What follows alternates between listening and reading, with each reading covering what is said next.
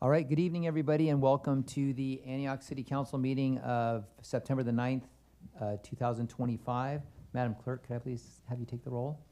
Yes, thank you, Mayor. Councilmember Torres Walker, Councilmember Freitas, Present. Councilmember Wilson, Here.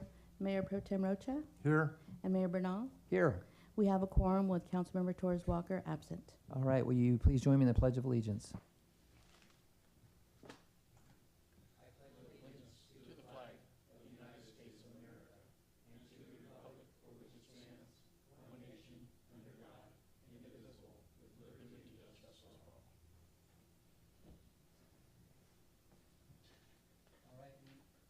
We have one closed session item tonight. Mr. City Attorney, if you could please let us know what that is. Yes, Mayor. The session offered tonight is conference with labor negotiators pursuant to California Government Code Section 54957.6. City designated representatives are Jason Ewart, Anna Cortez, Human Resources Director, and Bessie Marie Scott, City Manager. Employee organizations are the Management Unit, Treatment Plant Employees Association, Operating Engineers Local Union Number 3, Confidential Unit, Antioch Police Officers Association, and Antioch Police Sworn Management Association. All right, thank you. Do we have any public comment at this time? No, We have- I didn't fill out a form or anything. Okay, maybe afterwards you can fill one out for us, please. All right. Thank you. Yeah, I'm here tonight to, I own the properties, the. Excuse me, can you talk in the mic, Oh, please? yeah. Mr. Trost? I'm not used to doing this. Thank you. I brought information about the history and stuff since I bought the property at the Hickmont Cannery at the auction in February of 1999. I've had the property, and anyway, I'm coming tonight to, the day I bought the property at the auction, I was at a coffee shop right before the auction, and it was on the headlines that a ferry terminal was coming to my property in Antioch. So I went and talked to the ferry people, and they were all, yeah. Anyway, as time went on, I got kicked aside. And now the Mr. ferry. Trost, excuse me one second. So this is public comment on the closed session item. Oh, If you could stick around till 7 when we have public comment for just in general, that'd probably be a better time to All right, present. okay. Sorry, I let you go on for so Yeah, long. You still get 3 minutes, Oh, right? you I still haven't get, been here in you a still while. get 3 minutes. All right. All right. Thank you, Mr. Trost. All right, we are now going to adjourn to closed session. adjourning to closed session at 6:03 p.m.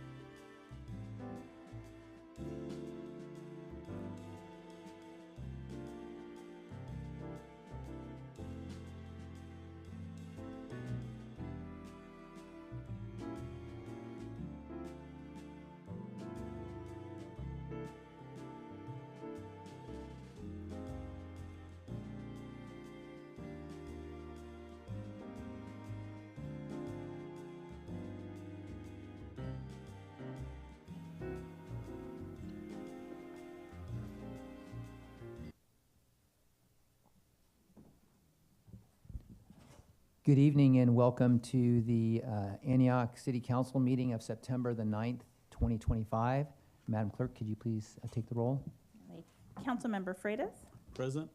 Councilmember Torres Walker is excused. Councilmember Wilson. Here. Mayor Pro Tem Rocha. Here. Mayor Bernal. Here. Thank you. We have a quorum at 7:01 p.m. Thank you. Will you please join me in the Pledge of Allegiance?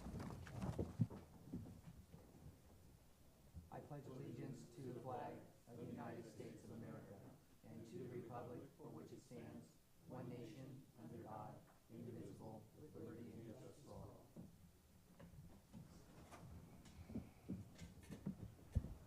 We are back from closed session, and if I could please have our city attorney report out.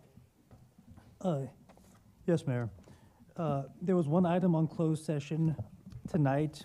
That was conference with labor negotiators pursuant to California Government Code Section 54957.6. There is no reportable action on that item.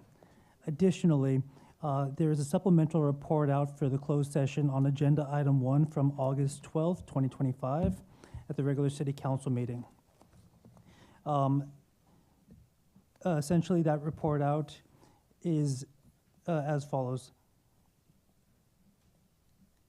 There was a regular item number 1. The matter was then identified as an anticipated litigation item, significant exposure to litigation related to a government claim filed by former Police Chief Stephen Ford.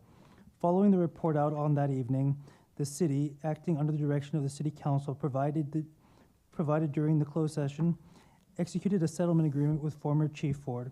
The written settlement agreement is now available as a public record. The settlement was approved by motion made during the August 12, 2025 closed session. The motion was to resolve the government claim filed by former Police Chief Stephen Ford, subject to the preparation and execution of a written settlement agreement prepared and approved by the interim city attorney. The motion was made by Councilmember Freitas, seconded by Councilmember Torres Walker, with unanimous approval. All 5 members present voting yes. All right, thank you very much. The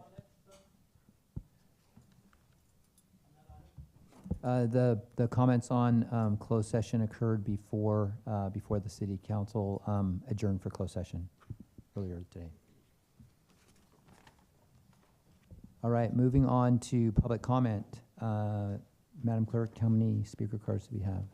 We have 2 speakers for public comment. All right, thank you. Will you please read the speaker rules? Thank you. Welcome to a meeting of the Antioch City Council. Your attendance is appreciated.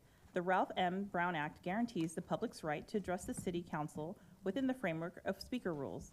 Because agendas encompass many business items, speaker rules enable the meeting to be efficiently conducted and concluded at a reasonable hour. The City Council can only take action on items that are listed on the agenda. If you wish to speak about an item not on the agenda, the public's comment section of the agenda is for you. Unagendized comments are provided until no later than 7:30 p.m. when the council moves on to agenda items. There is another opportunity for public comments at the end of the meeting. If you wish to speak during public comments or during an agenda item, fill out a speaker request form located at the entrance of the council chambers. Please place the speaker request form in the tray near the city clerk before the council meeting begins. This will ensure that you will be called upon to speak. The speaker request form is retained as a public record and as such may be shared with others upon request in line with the California Public Records Request Act. On your speaker request form, please identify if the comment is for announcements of community events, public comment, or a specific agenda item. No one may speak more than once on an agenda item or during public comments.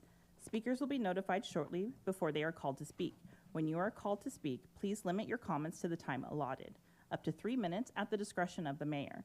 The consent calendar is a group of items which are determined to be routine. These items are usually considered all at once and approved without further discussion. If you are opposed to action which is recommended for an item on the consent calendar, please submit a speaker request form before the meeting and place a speaker card near the city clerk. This will enable the item to be removed from the consent calendar and call on you to speak. If the meeting appears to be going late, the City Council may decide to continue some items until a subsequent meeting. The City Council will try to make this determination around 10:45 p.m. It is the goal to stop discussing items by no later than 11 p.m. Pardon. Thank you, Madam Clerk. Each speaker will have 3 minutes. May we please have Thomas Trost and Ralph Hernandez?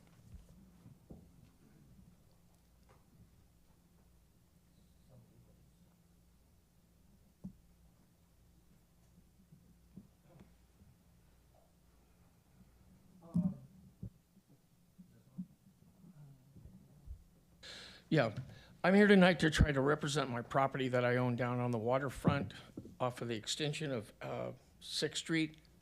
It's down off of 6th, the extension that comes down in the waterfront property. My main goal right here tonight is they were going to put a ferry or do a study on my property, and then it's been pulled. And I'm trying to get the city to, they said that city has to ask for the study or they can't do it. So I'm here tonight to try to prove that there is a wharf that has a legal right-of-way at the railroad tracks that crosses into the river and goes out like almost the length of a football field. It's a wharf. It's been there since 1860. It was refurbished in 1919, the federal government came in and built a big cannery. The Army Corps have permits, but they won't give them to me, to establish that it was repaired for the canning operation that they did in 1920. The government was sending asparagus over to England, France, and Belgium. Anyway, I'm trying to bring it to surface. My son has tried to represent me with the ferry service people, and they will not look at it until the city gives approval. And so I'm asking basically for that on that, but I have documents in these files that I just have that has to do with establishing the history of a wharf and that it does exist. It was on the maps originally of the 1872 city, but the city doesn't have a map of all the parcels. And it was also a railroad through the president of Ulysses S. Grant was here with the Congress when they established this wharf. And he ended up, it's mapped on the railroad maps. The city doesn't have a map of it. And it's on the railroad maps, and I have the railroad maps in the file from the county, had them, and they show the lot, I mean, the wharf on the property or out in the river. So anyway, I'm trying to establish that. That's all I'm trying to do, and I'm trying to give you information to realize that it does exist. It's a legal deeded property through a lawsuit of 1948. The city of Antioch was sued by the cannery because the city was trying to infringe on their properties that they owned. So they had a quiet title action, so there's a lawsuit involved to establish the easement, the property, and it's all fee simple, even though out in the water. And on the end of my file, that's 3 minutes. Thank you. Yep, thanks. Hello, Ralph Hernandez. I'd like to tell all of you and the public, everybody here, Antioch is unsafe and dangerous. For over 30 years, I have come before this body, also served on the body, and brought that up. This has occurred because you have sacrificed public safety in favor of other BS things that have come before the bodies here. In 1994, when I was on the council, we did a study. The study was that you were supposed to have 1.2 officers per 1,000 minimum. In fact, when it went through because of Measure C, the half-cent sales tax, it was promoted as a funding source to get more police. Never happened. The source of those monies was used for other projects and just a bunch of BS things. So we have a city that is unsafe and dangerous, not because of the officers. The officers have done a great job with what you have left them with. So I'm going to try to educate you real quickly. There's three E's you should consider. One is engineering public safety. The other one is education on public safety. And the last is enforcement, public safety. I have what I have used in other other agencies a pyramid. Okay? At the top, you'll see that we have crime above personnel. It's increased because of what the city's bodies and staff have done. Not properly funded our public safety manpower and personnel. You can either reduce crime by getting more public safety manpower, or you can continue to decrease our quality of life and safety here. What I'm encouraging you all is to get on and get the job done. We need more manpower. We should have, as I stated before, 144 sworn officers, according to what was promised back in 1994. And I have the documents to prove that by the city and council. Thank you. We have no other speaker cards for public comment. All right, thank you. I have a comment. Could you please fill out a speaker card, sir? It's not required. Are you going to require me to? Go ahead, sir. You know the Brown Act, sir? Just go ahead. We've been over this. Go ahead, if you'd like to. If anyone wants to speak, you don't have to fill out a card. Just raise your hand and walk up to the mic. That's the California law. Got these city attorneys, you pay them $300,000 a year. You could ask them, you know. If you think I'm wrong, tell me I'm wrong. We should promote messages of hope, joy, and progress within our city. It's essential to be clear and transparent when we're doing well and honest. Honest about areas where improvement are needed. This is a statement from our city manager. Now, last week you guys had a closed session. You voted on paying our former police chief a whole pile of money after he quit with no explanation. You guys came out of closed session. Our $300,000 city attorney is supposed to report out to the citizens. What did you guys vote on? Who voted? Who voted yes? Who voted no? We didn't hear anything. You know, it's kind of similar about when our city clerk resigned with no reason. Our city clerk takes off and nobody knows about it for months. But our city manager, Ms. Scott, is paying, what is it, $7,000 a month, ma'am, for a PIO? Excuse me, ma'am. We're paying you to listen to the public comment. And I notice you're on your phone a lot. You do a lot of texting. I know you have to take care of the city 24/7, but you've already missed 4 meetings, ma'am. 4 meetings, okay? We only ask you to be here twice a month, okay? I can't even get up here and get you to, see, there you go again. Same thing the other mayor used to do. He used to get up and go to the restroom when I was speaking. I speak the truth. If I'm wrong, you got these high-paid consultants and attorneys. Oh, let's go over some of these high-paid consultants that, you know, we have to file a public records request to find out why are you paying all these people this money, okay? Let's check it out. Tracy Miller, 10,000, 9,500, 30,000, 9,000. She's a coach. Antioch has a coach. Did you guys know that? Antioch has a coach. We have a head coach just like the 49ers. And we should be able to fire that coach. We should be able to decide who our coach is. But our city manager is paying for a coach. I thought we hired her because of all her experience. I thought we did a worldwide search. But no, we're stuck with her, okay? You guys need to step up your act because we're watching.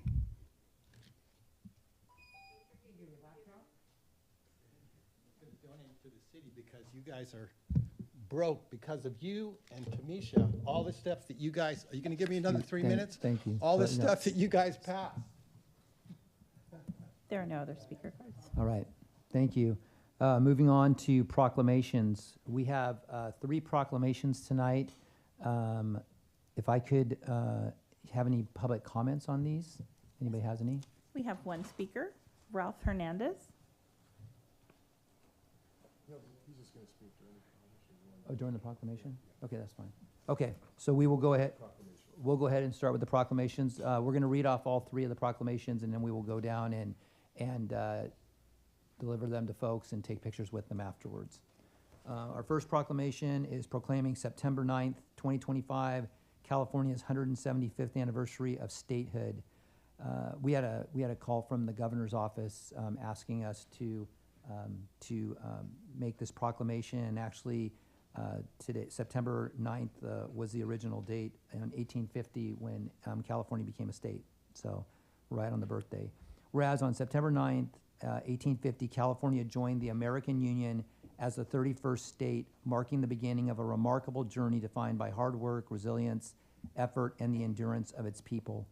Whereas California proudly celebrates its 175th anniversary of statehood on Tuesday, September 9th, 2025, launching a year-long commemoration extending through the summer of 2026, ending in the national celebration of the 250th anniversary of the signing of the Declaration of Independence.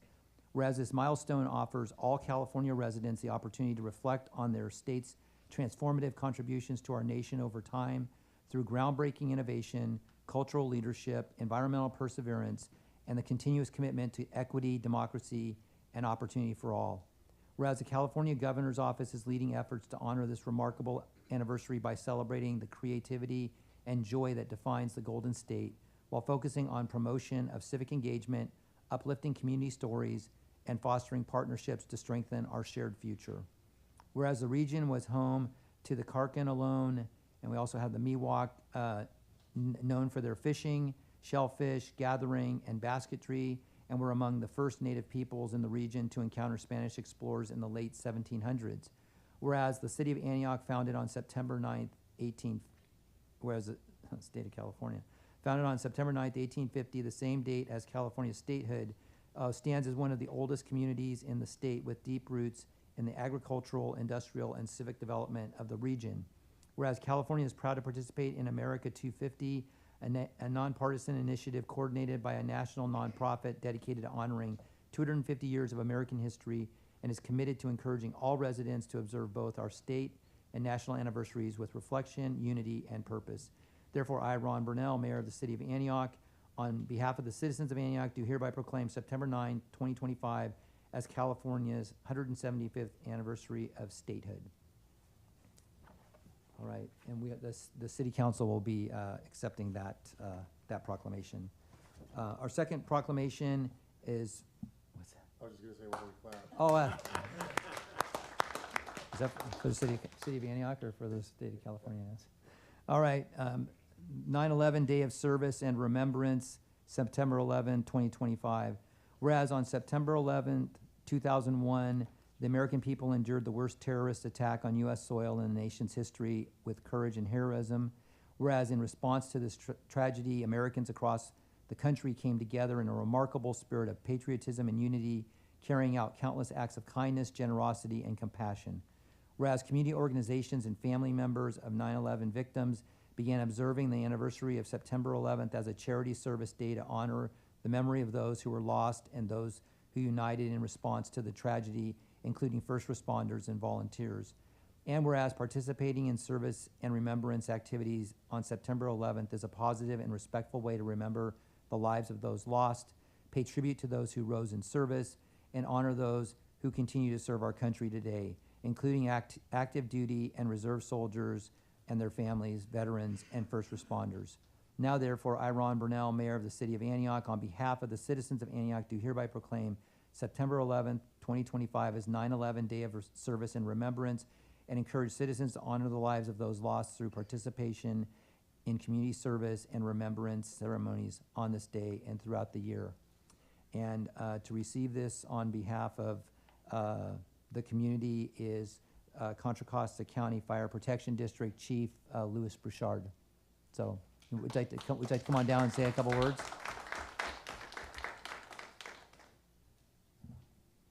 I'm sorry, Mayor, for the proclamations. I believe there should be a vote to accept the proclamations, and that was not done. Couldn't get me? Okay. After Chief Bouchard, and then we'll go ahead and do that. Is it on? It's on. It's on. All right. Mr. Mayor, members of the City Council, Madam City Manager, it's a pleasure to be here tonight. Thank you for inviting me to accept this proclamation. September 11th is, I can't believe that next year is 25 years. Yeah, that's something. It's a difficult day for all of us who are in the fire service and were in the fire service that morning. It's a date that quite literally changed the world, and we still remember it. And sometimes it's difficult to speak about it. We have our annual September 11th memorial in Clayton at Fire Station 11, and one of our retired battalion chiefs has a flag with a card with a picture and the story of that individual. There's 343 of them in the front lawn of Station 11.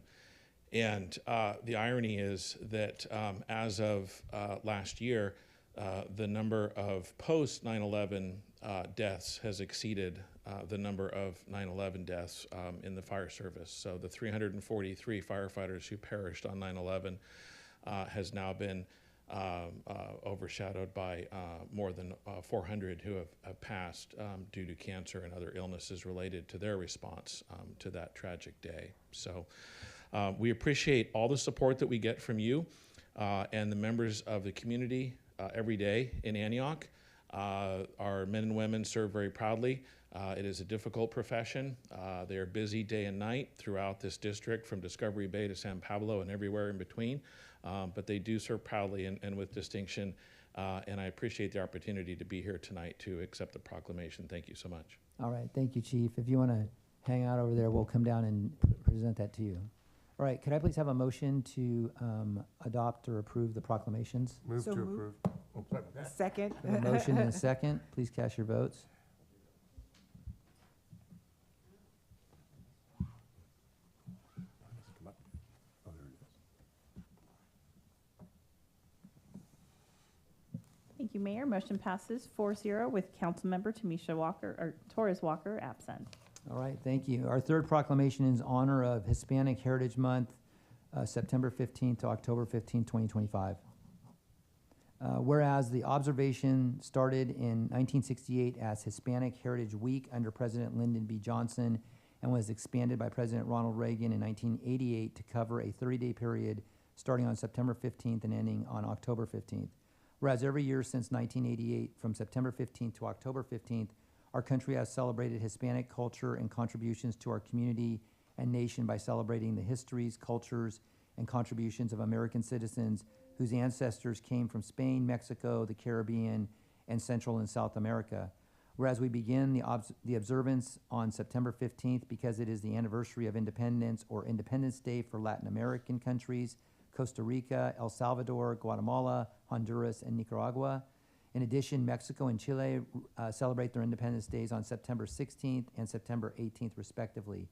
Whereas the theme for 2025 is collective heritage, honoring the past, inspiring the future, honoring the rich cultural legacy, resilience, and contributions of those who came before us, while inspiring future generations to continue shaping a vibrant and united future.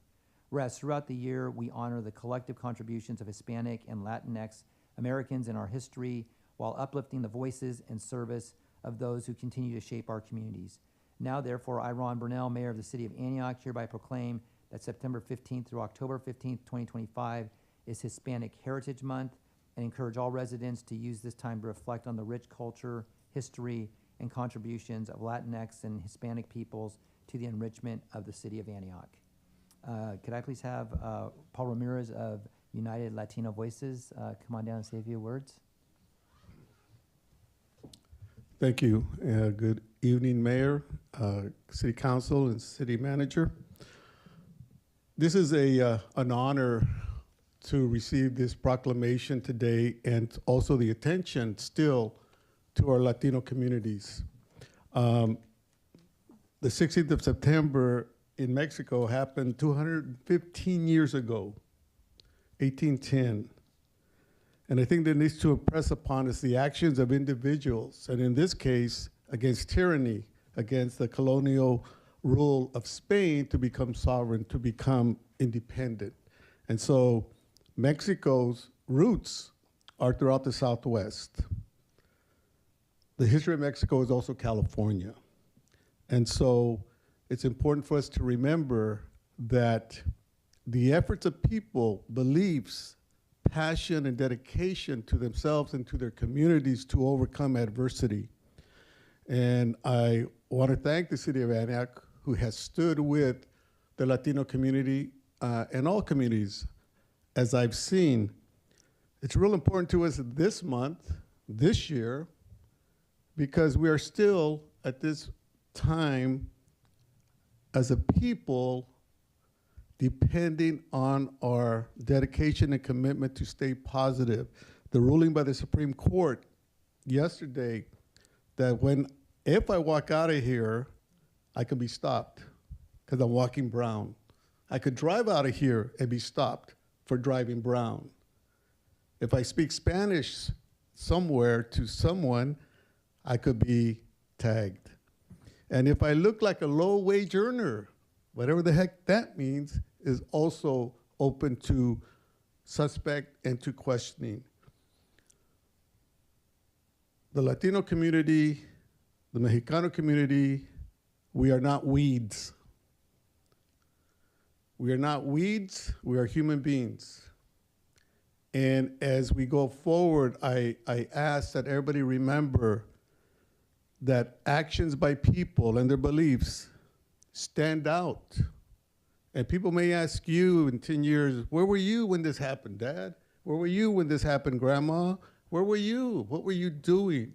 And so as human beings, I again ask that we all have compassion, that when you see numbers and you see these raids, you're talking about human beings that are being pulled and pulled away. And so again, I look at the city of Antioch to be part of the leaders in this county to continue to show their support and their belief in their human beings, all communities. And right now we're under siege, but we stay dedicated to ourselves, our communities, our dignity, and our ancestry. We are the roots of California. Thank you. All right, thank you, Mr. Ramirez. Yeah. We have public comment on that item. Please. Yes. Ralph Hernandez, please approach the podium. Thank you, Ralph Hernandez, well said. Just wanted to bring to the attention of you Hispanic Heritage Month. My cousin was president of Mexico. He was president in the late 1950s through the early 1960s. In particular, he worked with John F. Kennedy on numerous border issues, which dealt with things such as the industrial community, financial community, and many other aspects of American life, as well as the Hispanic life in Mexico. I guess I got my politics following him, you know, through family members. His aunt was my grandmother, so that makes me my cousin. But the other thing is that, as he had just said, you know, you can't take a Hispanic and say that they should be picked up and thrown in jail and sent back. I do agree that if they're going to come to the U.S., no matter who they are, they should stand in line and wait for those that are already in line to get into the United States in a legal manner. I, as a Hispanic person, dedicated a lot of my life to politics for the American community. Serving on the Antioch City Council, serving as a police officer, almost losing my life as a police officer in Pittsburgh. I still think that you need to consider everyone, really, no matter Hispanic or not. You need to consider everybody for their contributions to America. In fact, one of the generals in the war in Mexico to kick out the invaders, Spain, was my uncle, and that was Florencio Antioch. Ultimately, he became governor of Guanajuato. And like I said, I had some models that I followed within my family to get into politics. And yeah, I come up here and I condemn some of the things that are done or have been done. I do have a very strong belief that public safety is and should be one of your priorities, the number one priority. So you will see me here, but thank you for the proclamation. Thank you. All right, thank you. The council would like to join me down on the floor, and we'll take some pictures.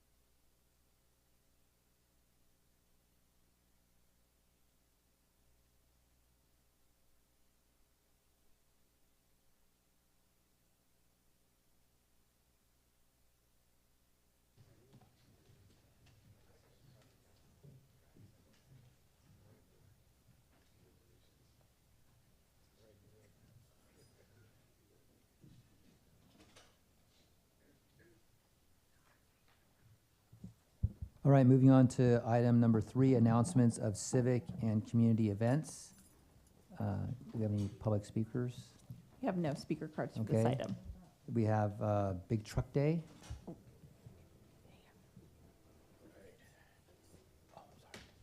Good evening. It is Big Truck Day, September 18th.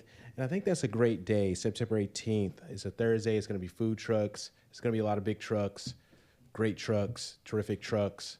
And this is going to be something for the whole family. So Antioch can come together and see all these great trucks that drive around the city and learn what these trucks do and see the workers. That's correct. So that is going to be at the Antioch Community Center from 4 to 8 p.m. It's great when the lights come down, the truck lights come on. bring your earplugs. Just get loud out there. Also on Saturday. Can I just add one thing? Yep. I also believe it's a special day because I believe it's your birthday. Wow, how did you get that information? How did you get that information? And the reason why I know that is because my wife's birthday is the same We day. talked about it, yeah. We talked about that. So Yeah. it's a great big day. truck day, but it's also your birthday. Thank you, thank you. I will be at work, so come have some cake with me with a big truck. We also have Park and Rec Commission that day, so it's a full day. But that Saturday on the 20th, we're gonna have coastal cleanup, and we're gonna also be downtown at the marina cleaning up, and we'll be at the water park cleaning up some of the trails over there, and that's gonna be from 9 to noon. It's gonna be a great time, so come out, support your community, come have fun, come meet a neighbor, come out. Thank you. All right, thank you. All right, on to, do you have, There is an event that's going to come up. It's on November 1st at 11 a.m. with the Antioch Historical Society. And there's actually 3 things that are going to be presented to the community because it is a community event. First and foremost, the Historical Society has had a long campaign to raise money, which about $90,000 to $100,000, to do a bell tower dedication for the first bell that came to the city of Antioch in 1872 at the First Congregational Church. And that church is still with us today. It is on 6th Street. It's right across the street from the Carnegie Library.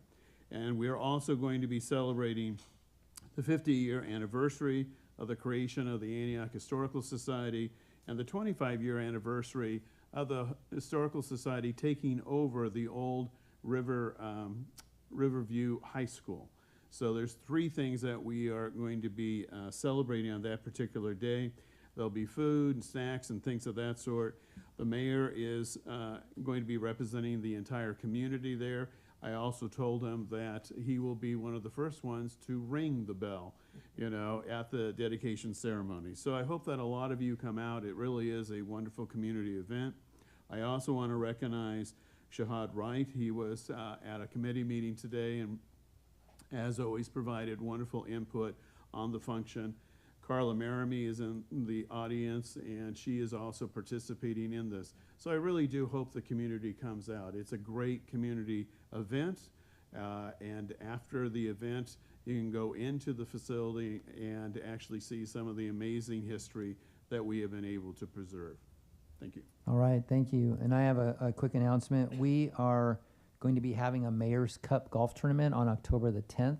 Hasn't happened in a few years, and so bringing it back again. It's going to be at Lone Tree, 8:30 shotgun start. If anybody would like to sponsor a hole or play in that tournament, you can go on the Lone Tree Golf and Event Center website, and they will have information on that for you. So love to see the community come out and support that.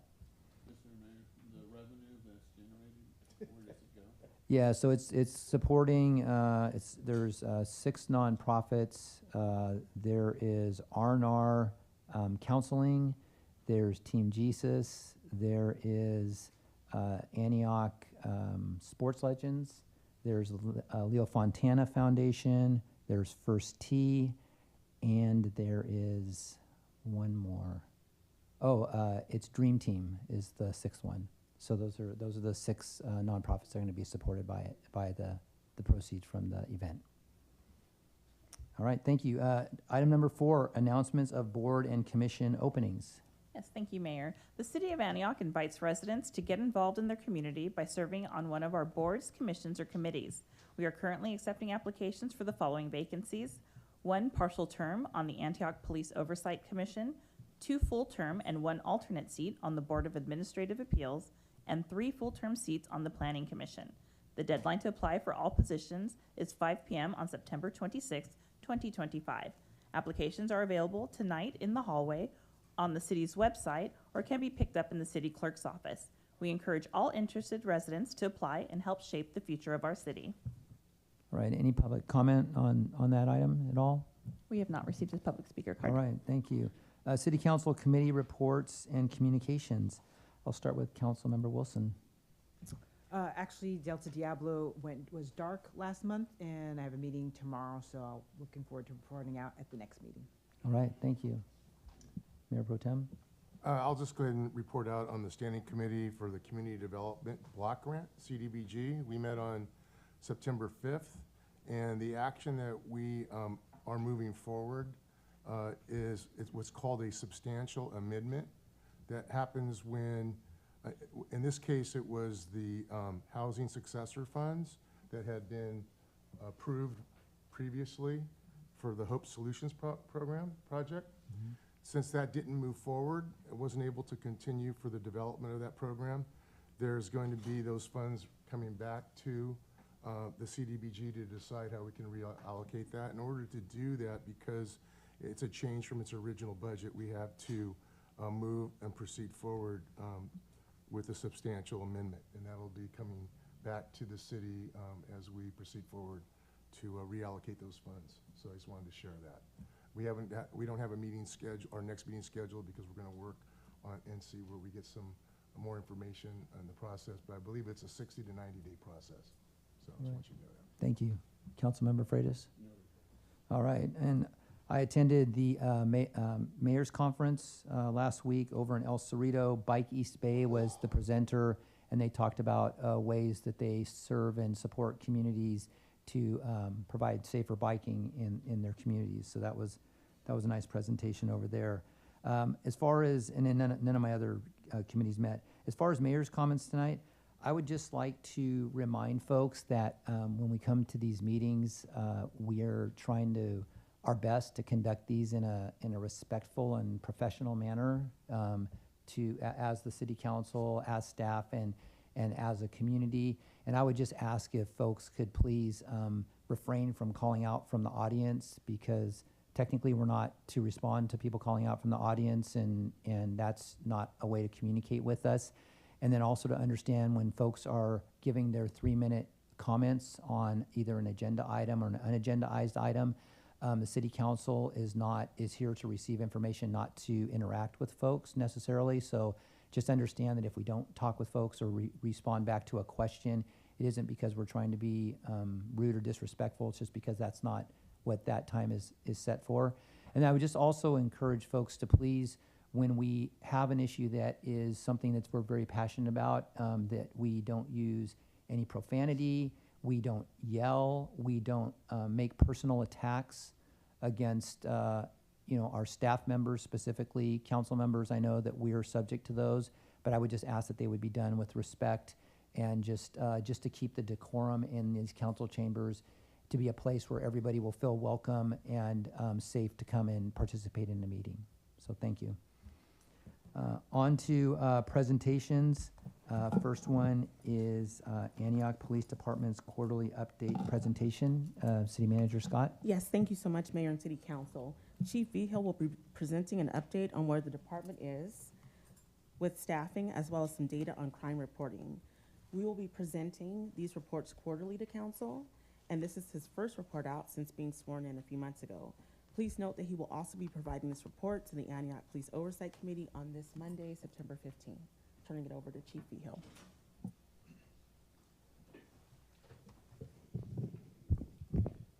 Good evening, council, community, city manager, city attorney. Let's see if we can get the PowerPoint going. There we go. So we'll start. There's a lot of information here, so I can run through it, answer questions at the end, or we can go slide by slide and do question and answer. Whatever the pleasure of the council is, I am okay doing. Council, if we have a question, we can interrupt you. We'll Perfect. do that. Right. So we'll start with staffing. Currently, we're allotted to have 105 sworn. Out of those 105 positions right now, 85 positions are filled. That's as of today. The numbers kind of fluctuated in the last week and a half since I've done the PowerPoint. Now only 2 people are on long-term injury leave, and 1 is still on long-term military leave. Currently, right now, our patrol division is staffed in this manner: 1 lieutenant, 5 sergeants, 2 corporals, 42 patrol officers, and 4 CSOs. Our community service officers. Our investigations division is staffed with 1 lieutenant, 1 sergeant, 9 investigators, 1 crime analyst. Technically, right now, 2 crime analysts, but 1 just submitted a resignation. And then we are pending acceptance onto the county task force. Hopefully that will happen between now and the end of the year. So we have a couple months before that happens, but what that will do is it will give support and resources to our existing investigative bureau. I don't know why the PowerPoint dropped, everything like that, but currently there's 2 officers in our traffic division, 2 officers and 2 code enforcement officers in our community engagement team. There is a sergeant that oversees them, and then 2 CSOs in parking enforcement. One of them currently is on modified duty. Any questions about police department staffing? Yes, so we were at, I think, maybe a high of 92 a month or 2 ago, maybe. We're at 90. We were at 90. That was as high as we've gone, and we're at 85 right now. Correct. Okay. So we had, I'm going to try to get the numbers right, 2 long-term injuries fall off, which we knew was going to happen between now and, which we knew was going to happen in this calendar year. This 85 to 90 number is going to fluctuate towards the end of the year because we still have a handful more officers on long-term injury leave, the 2 who are going to fall off. One will fall off before the calendar year ends. The other one will fall off after the next calendar year starts. And then hopefully our long-term military leave will come back to us November, December. We also had 2 resignations, and we released 3 people from probation. All right, thank you. And then we had 2 academy graduates today. So the 85 is just a coincidence because it was 83, but with our academy graduates today, it put it back to 85. All right. Chief. Sir. The city council in approval of the budget has approved for this fiscal year 105, officers. So I'm assuming that we're going to continue with the recruitment, and hopefully by the end of the fiscal year, we may in fact attain the 105? Ooh, that's later in the slide deck, but yes. Okay. Okay. So the communication center also falls under the police department. Currently, right now, we have 1 manager, 4 leads, and are slotted for 8 dispatchers. There are currently 4 vacancies, which are open. And again, I'll talk about this when we slide into our hiring and recruiting. And for those of you who don't know, this is the host of things that our dispatchers do in the communication center. They handle all the calls for fire, for medical, CHP, because the highway, 2 different highways run through town, the sheriff's office, because we do border with them, animal services, the Angelo Quinto Community Response Team, parking enforcement.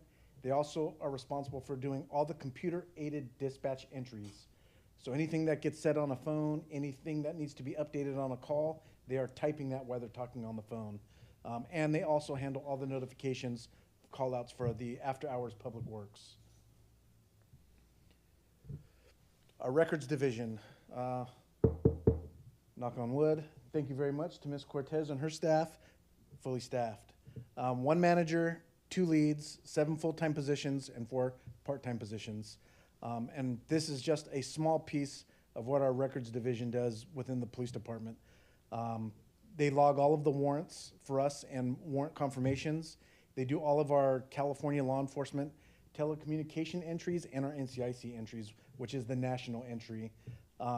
They adhere to all the record retention policies for all of the documents that get submitted to the police department, whether it's from an officer, from a citizen. They process all of our citations. They do all of our missing person entries into both CLETS and NCIC, as well as take them out when they get located. They handle all of the online reporting management, as well as process everything that goes over to the DA's office that isn't hand-delivered by a detective. They do all of our crime lab data entry. They manage every single public records request the police department gets, which is a lot. They cover the front counter, and they do all of the non-emergency phone contact that comes into the police department at the front counter.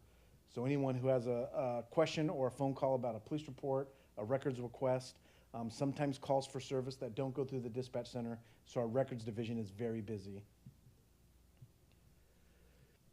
And last but not least, animal services. We also have a full-time animal services department attached to the police department. I have 18 positions in that unit, 9 full-time employees, an animal service manager, a supervisor, a vet, animal control officers, and animal control staff.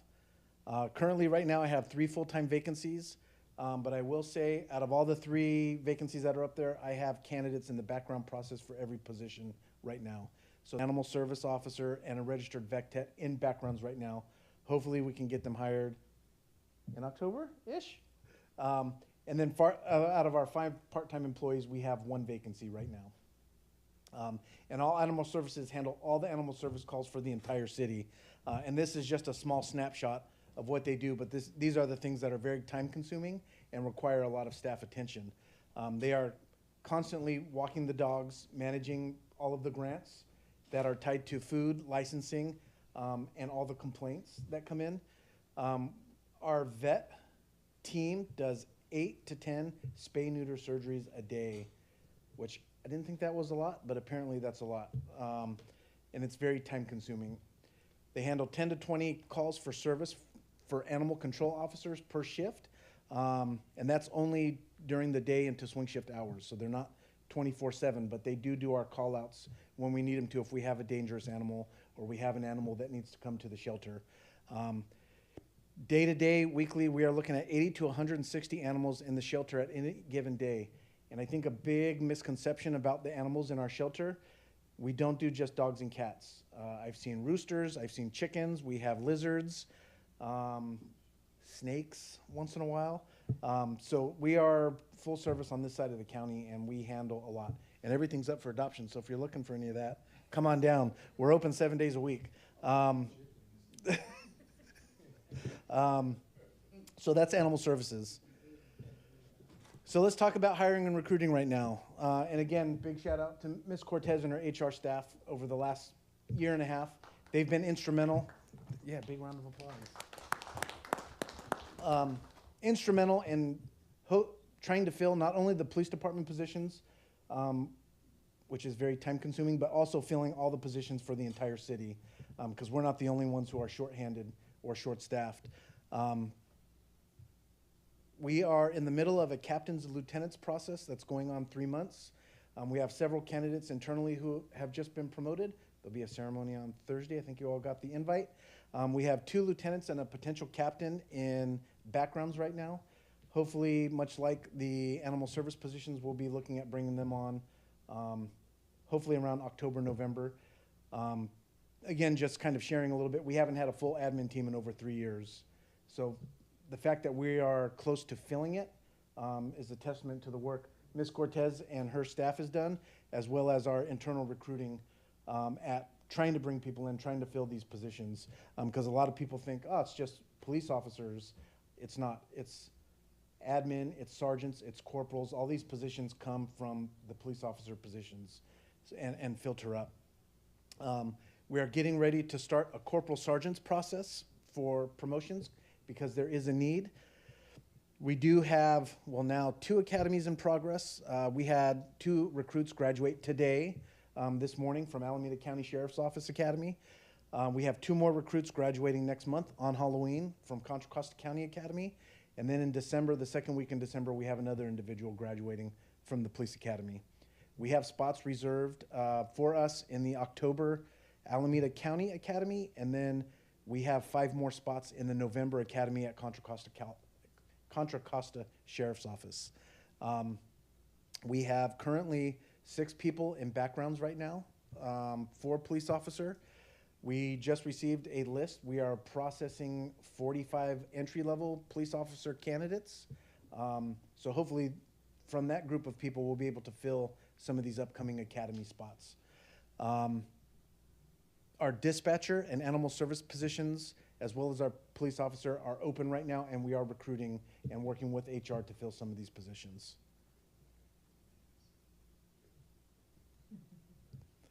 Let's get into some of the crime statistics. Here's where we are year to date. So we started working on this PowerPoint 2 weeks ago, so we only ran the stats from January to July. When we give our next update, we'll run the stats year to date from January to that point in time and with a comparable to last year. So this is just a small snapshot of where we were when we pulled the data. These are our calls for service 2025 compared to 2024. The year's not over. Typically after summer, going into winter, we see a reduction in calls, so this might even out a little bit. Again, it's only the first 7 months of the year. And just below that is a snapshot of the calls for service the Angelo Quinto Community Response Team has handled year to date too.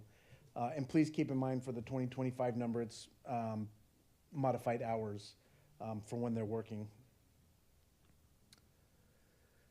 So just to clarify, this chart is put together based on how we report to neighbors. I've heard a couple comments and some questions about, I don't think we do the laser pointer anymore, why robbery is classified as a crime against property when it's a person's crime. When neighbors reorganized a couple years ago, robbery was moved into the property crimes category. So that's why it exists there and not above. But if you look again, this is year to date to July. It doesn't include the homicide we had a couple weeks ago, but our homicides are down, and but our rapes and aggravated assaults are up. Our crime trends are trending very similar to everyone else in the region. What we are seeing when we look at our rape and aggravated assault increases, the mandated reporters in terms of the rape are reporting more crimes to us, specifically those crimes attached to people who have been drugged or mixed and social media. So that's why we're seeing the spike there. Again, we'll kind of wait and see how the rest of the year does to see if that number evens out. And our aggravated assaults, we're seeing a lot more victims reporting crimes after the fact, as well as we're seeing a significant spike in domestic violence assaults this fiscal year to date thus far. Moving down into our crimes against property, we are seeing an across-the-board reduction. Again, trending where everyone else is trending in this area. I have nothing else other than there's some recent changes to some laws that make some of the lower level crimes more prosecutable. I know we're also working with the district attorney's office and some of the regional task force for organized retail theft, robbery, and burglary at targeting some of the larger groups and packaging multiple cases against individuals together. So we're getting a better result when we file cases because we're packaging multiple cases together, and we are working with other cities within the county to package cases and present them to the district attorney's office. And then just our arrest stats on the bottom, a direct result from some of the filings that's happening up above. With the increased capacity in our investigative division, we are able to file more cases, we're able to get more issues warrant, and we're able to present more detailed cases that we necessarily wouldn't have a year ago based on our staffing increase level. And definitely a lot of the county partnerships and task force are really helping out with this because again, we are able to partner with other agencies within the county at getting cases filed and presenting them to the district attorney's office.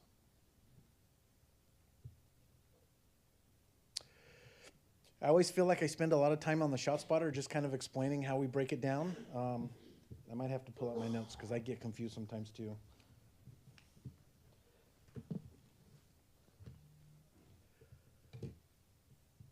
So the ShotSpotter alerts, I don't think anybody in here is familiar with how the system works, but anytime something that resembles a gunshot or a gunfire happens within the city, a sensor picks it up and it automatically sends it to dispatch as an alert.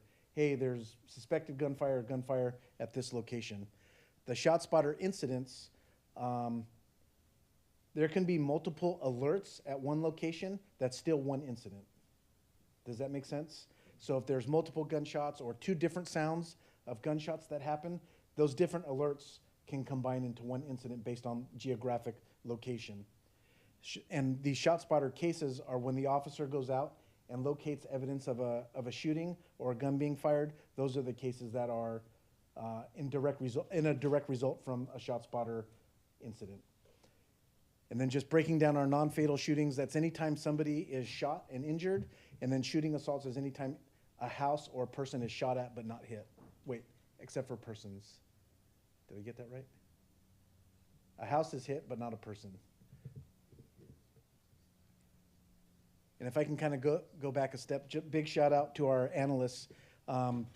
Every month they are doing our RIPA data, they're doing our RIPA reporting, and they're doing all of our CLUTS intakes, just 2 of them for the whole police department. They also handle all of our errors, and they go back and they fix them for DOJ reporting. We have been in compliance for the last 2 years in terms of our reporting. So a big shout out to Mike Rainey and Larissa Lampe, because without them, we wouldn't have this data so up to date and so detailed. They really do a good job, and that's their only job, and it's very time consuming. So just real quick, I think they're watching at home. Thank you very much. We appreciate it. Chief, can I ask you a question? Yes, sir. On the slide before, you had mentioned that the statistics are representative of what a lot of other communities are seeing. I think that would probably exclude the homicides, right? I mean, that's a pretty significant drop that Yes. other communities aren't seeing necessarily to that extent. And I'm knocking on wood because I know, every I time know. it comes out, something happens. I know we don't want to talk about it, but No, and again, we'll kind of see how the year trends for the rest of the year and watch that stat. I think the same thing with our non-fatal shootings and our shooting assaults. We're seeing a higher solvability rate. So we think bringing forth these cases that we're able to prosecute, that we're able to get some closure on, it's helping with the numbers and a lot of other areas in our statistical data. And the other agencies in our region are seeing very similar shifts. and then on ShotSpotter, that's a pretty expensive technology, correct? That we get grant funding for currently. Correct. And so, is that helping us solve or address shootings real time, and then also helping us solve shootings? Yes, and it also adds another layer of evidence when we package cases.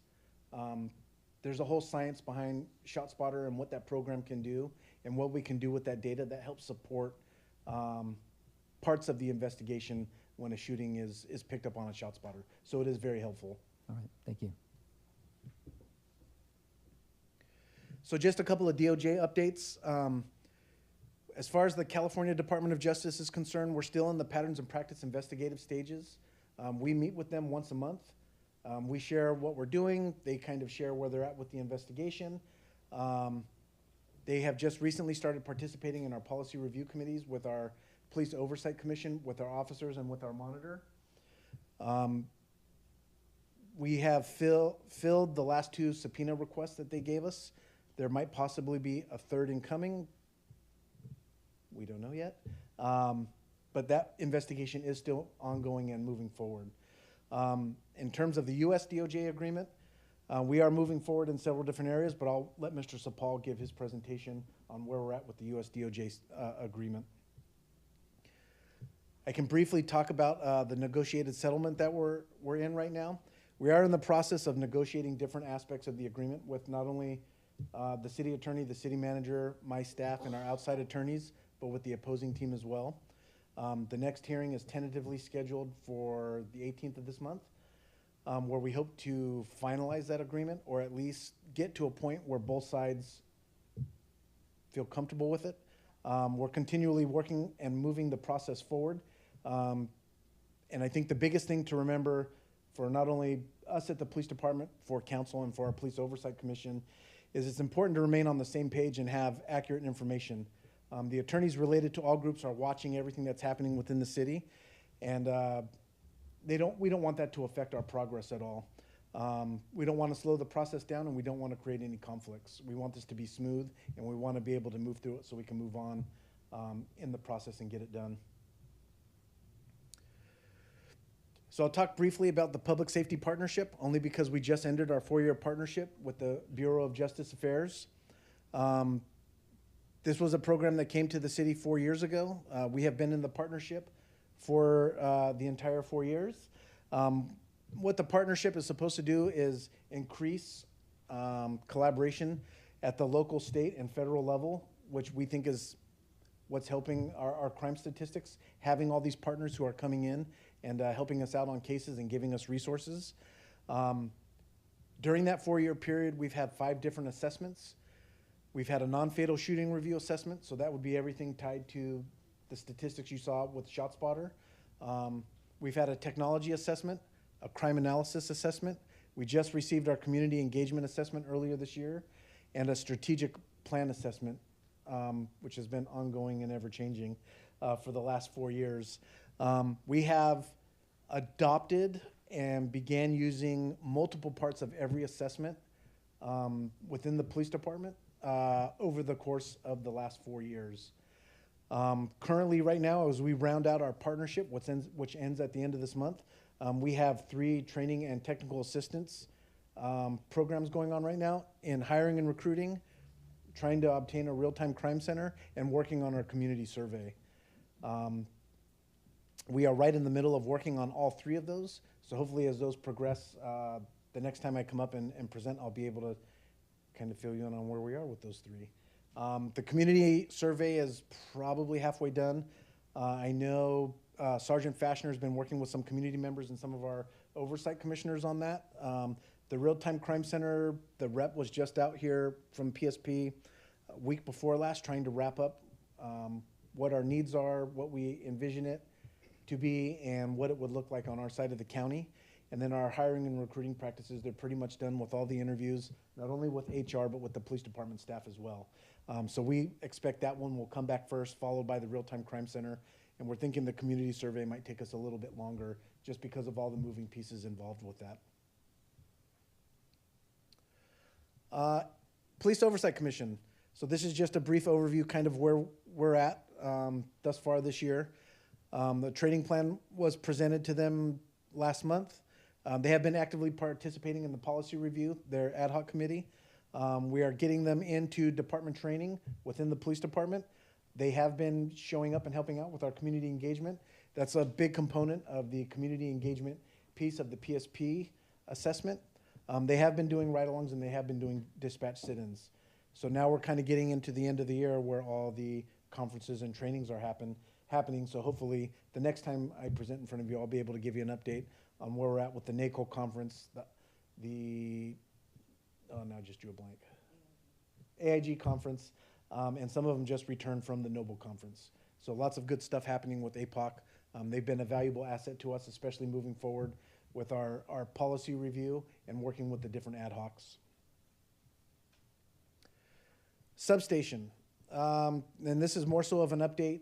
There's some upgrading and updating that needs to happen in there. We have reached out to the property owner and do have a couple quotes on some of the work that needs to get done there. So I don't want anyone to think it's not open for a reason. To make it a viable workspace, some other things have to happen in there so it can be, and the process is not fast. Hopefully the next time we meet, we'll be moving forward with some of the updates and the upgrades that need to happen in there, and we can have a tentative move-in date. On the horizon, give me 1 second. Some of the things I want to talk about just as we move through summer and round out the year. We are just coming off of the 4th of July celebration. Big shout out to Shahab for that, awesome. I know you put a lot of work into that, and National Night Out throughout the city. We got good participation, we got a good response. We've had more community groups participate in National Night Out this year than we have in the last 5 years that I've been here. So I think it's a testament to the work that we're doing and the engagement that we're trying to get from all of our community groups. We're still actively involved with the community forums. We just had a meeting today and trying to see what a partnership with the Antioch School District would look like. Throwing some different ideas around about how we can partner with them and reach out to some of the students at some of the different schools. We're still doing the community cleanups, working on our neighborhood watch, partnering with PAL to work on a skating event over at Paradise Skate over at the fairgrounds. As we move into the holiday season, for us, it's a busy time of year because we have our holiday food and toy drives, which is very time consuming, but we're able to do a lot of outreach and reach a lot of people with that. We just wrapped up our backpack giveaway, which was very successful. I think we were able to drop stuff off at a couple of different locations throughout the city. And I just want to end this part of the speech with, we have this section with, we have some upcoming Coffee with the Cops, where Target and Old Navy has reached out to us about sponsoring us and us partnering with them. So as we move closer to locking those dates down, we'll share them with the council and with APOC. And lastly, we just launched our Spider Tech survey program, which we had off and on for the last year. We finally got it fine-tuned, got the bugs worked out, and I just wanted to share for the last 3 months, kind of what some of the statistics look like. Out of all the people that have responded in the last 3 months since it went live, we're seeing a 95% agreeance rate with officer professionalism and a 92% attaboy in response time. The two main areas that we're seeing continual praise from the officers on is professionalism and respectful treatment. I feel like I talked a lot. Any questions? Chief, with regards to on the horizon, the partnering with the Antioch Unified School District, you know, during the campaign, a lot of people talked to us about school resource officers being reintroduced into the school programs. Is there any discussion occurring with that? Discussions only, yes. Any hope? I think we'll be able to work something out. Obviously, we're not at that stage yet. A lot of it's going to be dependent on our staffing and what the finances look like on our end. If it's a supplement, if it's something that's paid for by AUSD. But I think we have some time before we get to that point. Thank you. I just wanted to add, with the standing committee that Council Member Torres Walker and I sit on, there's active surveys that we're working on to receive feedback from parents, community across the city on what their most important concerns are, and we're looking to see how city and schools can partner up. So it'd be interesting to see what the feedback is from our parents around public safety, school safety. You know, there's been incidents that have occurred this year already, and having been a past principal, partnering with law enforcement can be a good thing if it's done the right way, and so hopefully we can partner up and have some healthy conversations and come up with some ways in which we can help our families and our youth and our employees feel safe in the school district. There's a fine line between the schools and the city. You know, when I was a principal at Antioch High, there's just a sidewalk in between what's considered city and schools. So it's really a blurred line, and we're all in this together. And so I think we just need to work together, and I'm happy that there is some discussion going on how we can improve public safety in schools, in the community, all around the city, because I think it needs to happen. Thank you. No, you're welcome. Thank you. And agreed. Anything, Councilmember Wilson?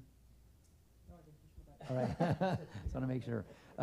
Couple things on your response times. Do you have any, I didn't see a slide on it, do you have any information on they're going down? I do not, but I can get you that information. Okay, perfect. And then you had neighborhood watch programs up there. Are we also pursuing business watch programs? Because I get a lot of calls from businesses as well. Yes, we are. All right, so good. Yeah, and Sergeant Fashioner has been working on that with several different business groups in the city. okay, good. And those programs are growing, correct? Correct. Okay, good. That's all the questions I have. Thank you. Thank you very much for the excellent work that you are doing as our chief and leading the department and the excellent results we're seeing. You're welcome. All right.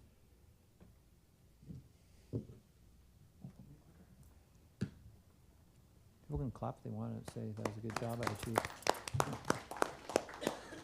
All right, the next presentation. Yes. Yes, City Manager Scott. Thank you so much, Mayor and City Council. Manjeet Tapal is a seasoned law enforcement executive consultant with over 30 years of progressive leadership experience, spanning policing, city management, higher education, safety, and organizational consulting. His career includes serving as chief of police in Martinez, where he implemented community policing strategies, reduced crime, and oversaw multi-million-dollar budgets, while also stepping in as interim city manager to lead citywide operations. At the Richmond Police Department, he commanded critical divisions, was part of an executive management team that successfully improved community relations, reduced crime, and reduced use of force incidents. A graduate of the FBI National Academy, Perf Senior Management Institute for Policing, and holding a master's degree in public administration, he is recognized for his expertise in strategic planning, organizational change, crisis management, and building high-performance teams, a man after my own heart. As the consultant monitor for the U.S. DOJ Antioch Settlement Agreement, he is here to provide you all with a biannual status update of that agreement. Thank you so much, Honorable Mayor, City Council members, city staff, and community. I'm going to provide a high-level overview of what's happened over the last few months with the agreement. I want to just highlight a couple of important things. One, the agreement was signed in January 2nd of this year, and there was a delay getting a consultant on board. So some of these timelines shifted. I just want to make sure that everyone is clear that the dates of execution of some of these tasks has been pushed out. So as I go through this PowerPoint, you'll find that some of the due dates have been pushed out to November, the end of November, and that's mainly because it took a while to get things under play. The bottom line is that the U.S. Attorney's Office has been in touch with the Assistant City Attorney, and they're all in agreement with what those dates are. I think it's also important to remember that what we're trying to do here is not just check these boxes off, it's really building a sustainable culture with the police department, and that takes time. Now, someone once told me that it takes about 7 miles for a large plane to make a turn. And it takes about 7 years for an organization to change culture. I think we're gonna see here in Antioch, that's gonna happen a little bit faster than normal. And part of that is because the city and the department have really put forth the resources that are needed in order to make sure that this becomes part of the culture. So let me get into it and give you an idea of where we are. I also want to point out my role here as a consultant and the monitor is really to be impartial. I'm really a neutral body that is making sure that the department is moving in the right direction and executing these tasks. The nice thing about this agreement, though, is that it also allows me to participate and offer recommendations and ask questions and participate in some of the discussions. And one of the things that I found with the Oversight Commission in the policy review, it's been a very, I think, eye-opening experience for me and everyone else involved, because the one thing you get is community context, and that's so important. Oftentimes, we sort of work through processes and don't always understand how it impacts the community. I think they bring a very important voice that's really helped to bolster policies that I think will serve as standards for other agencies. All right, so I'm gonna provide a high-level overview. One of the sections of the agreement deals with policies, directives, and training. Right now, we're in the process of updating all policies. The process now also involves California DOJ, and so we have more voices in the meeting, and it's taking a little bit longer to get through some of those policies, but the discussions have been very robust, and the final outcome of those policies, I think, are gonna serve as a good standard for all agencies. As it stands, when those policies are approved by the working group, they go to the police chief. The police chief will either send them back with notations or wanting additions, and once that process is done, it goes to the city attorney, and then it'll go to the city manager. And once everyone's signed off on it, it will go to the Department of Justice. This is an ongoing rolling process. There's about 15 or 16 policies that are tied in directly to this agreement, and those are the priority. Once we get through those, then we're gonna go through the entire manual and make sure that every policy, it falls in line with what the police department and the city are trying to do in terms of building a strong community, and they fall in line with what's in the agreement. The deadline for the policy portion is November 24th of this year, and we're well on our way to making that goal for all of the ones that touched the agreement. The second one was the deadline for interim training. What the Department of Justice wants to see is that there is regular ongoing training about principled policing and anti-discrimination, anti-bias in policing. And this has been structured in such a way that they want a certified ongoing training from the International Association of Directors of Law Enforcement Training. And what we're finding, it's very difficult to find trainers on the West Coast that have that certification. We're still working through that. There's a 240-day limit on making sure that we can comply with that. In the interim, however, the Department of Justice did allow the department to engage officers with a interactive procedural justice and principled policing course. So I sat in on that class for 8 hours, and I found that it was done extremely well. Sergeant Price took the lead with an outside consultant, and I think anytime you're discussing demographics, race, it can be a very difficult discussion, and he did a fantastic job in highlighting some of the issues and working through those. So the only thing missing from that portion was some discussion on the Safe Streets Act, which is specified in the MOA, I'm sorry, and that is going to be added for the next training regiment. So that portion's been done, and we got to build that out so that we have the more robust, longer-term certified training. The next part of the agreement deals with hiring, backgrounds, and promotions. This is sort of timely because the public safety partnership that the chief mentioned will be doing an assessment on recruiting, and will be helping the department put together a robust recruitment plan. Judging by the numbers, it looks like the recruiting portion of activity with the department is going fairly well. They're having a pretty good turnout of folks for their testing processes. But ultimately, what we want to see is a solid recruitment plan that's revisited every year and updated based on the needs of the department. Part of this discussion also focuses on promotional process and background investigations. So the agreement specifies that for the background, there are certain things that have to be done. The department is already complying with those things, and there's a draft document that's been put together that will be sent to the Department of Justice outlining what they're doing currently. The same goes for the promotional process. I had the opportunity to sit in on the interviews for lieutenant candidates and captain candidates, and I was there as an observer just to see what questions were asked, why are people coming to the city, what do they know about the city, what do they bring, especially when you're looking at shifting a culture of the department. And it was a good experience. I think what you're going to find in the coming months as this sort of wraps up is some of the candidates that are coming and applying here actually have some experience with some of these processes, and that's going to bring a lot of value to the organization. So in terms of that process, it's moving along fairly well, and we'll just work on fine-tuning some things and putting pen to paper so that process is elaborated in more detail. The next portion is data collection and analysis. So what this requires is data to be pulled from the system, and we want to do some demographic analysis. So what we're finding early on is there's some limitations with the system that we're going to have to work through, and that's already in progress. The city manager is going to be working on hiring an analyst, a data and a policy analyst that will do really nothing else but work through this agreement, and that's going to be very critical because this portion is really part of the measurable in terms of are all the things we're doing translating into something that's effective? Are we ensuring that we're not policing with bias or with discriminatory motives? The next portion deals with complaints and misconduct.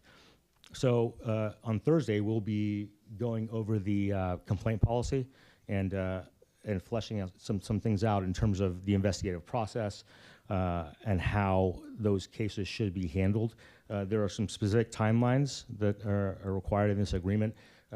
Certain types of complaints have to be forwarded to the chief of police within 72 hours. We want to make sure that the community feels comfortable making complaints. They can bring them forward, that we're not putting up roadblocks. And so we're going to work through that process and make sure we document those. As far as tracking the investigations, there's already some internal software that does that. And so we're in a good place moving forward with that portion of it. As I mentioned before, policies are being updated, and this portion is due at the end of November. But any complaints that are made related to discrimination or use of force, once they're completed, they have to be sent to the Department of Justice within 10 days. So we're aware of that, and we'll make sure that that proceeds as planned. The next portion deals with the language access plan. So the department's in partial compliance with this. There is a process in place for identifying employees that are bilingual. However, we need to work on a plan that helps identify the needs in the community in terms of different languages. And so translation services, how do we make that determination? Who do we use? Is it available 24 hours a day? These are things that we're going to have to work through and eventually put a plan together that's going to not only impact the department, but it should benefit the city as a whole. The next piece is community engagement. It's probably one of the most important and foundational aspects of this agreement. So the one thing that I will highlight is the department had 2 years to select a community liaison officer. And I'm very happy to see that that was done about 2 months ago. I actually was able to sit in on those interviews and participate because that requires just the right type of person that can walk into a room and build relationships. That's what you want. And not only do that, but have the ability to teach others to do that. You can't have one officer or one sergeant, one officer engaged in community engagement. It's got to be the entire department, and that's a process. It's learning, it's teaching. And so I sit in the same cubicle with the community liaison officer and the supervisor there. And it's very heartwarming to listen to the conversations because they're talking about different ways to reach out to the community, finding new ways to reach out to different parts of the community. I think that's fantastic. So we're well ahead in terms of meeting that deadline. The community engagement plan, there is a draft plan in place that's going to be scrutinized a little bit more, and we're going to work through that. And we have until November, the end of November, to turn that in. That should be done well before then. This slide just provides an overview. What you're going to notice is that by the end of this year, a majority of the items in the agreement have to be completed. And the liaison officer, that one is already completed. The department is making good progress. This is a very comprehensive, complicated agreement. There's a lot of pieces to this, and there's a lot of pieces that are tied together that can't move forward unless other portions of the puzzle come together. And the department is working through that.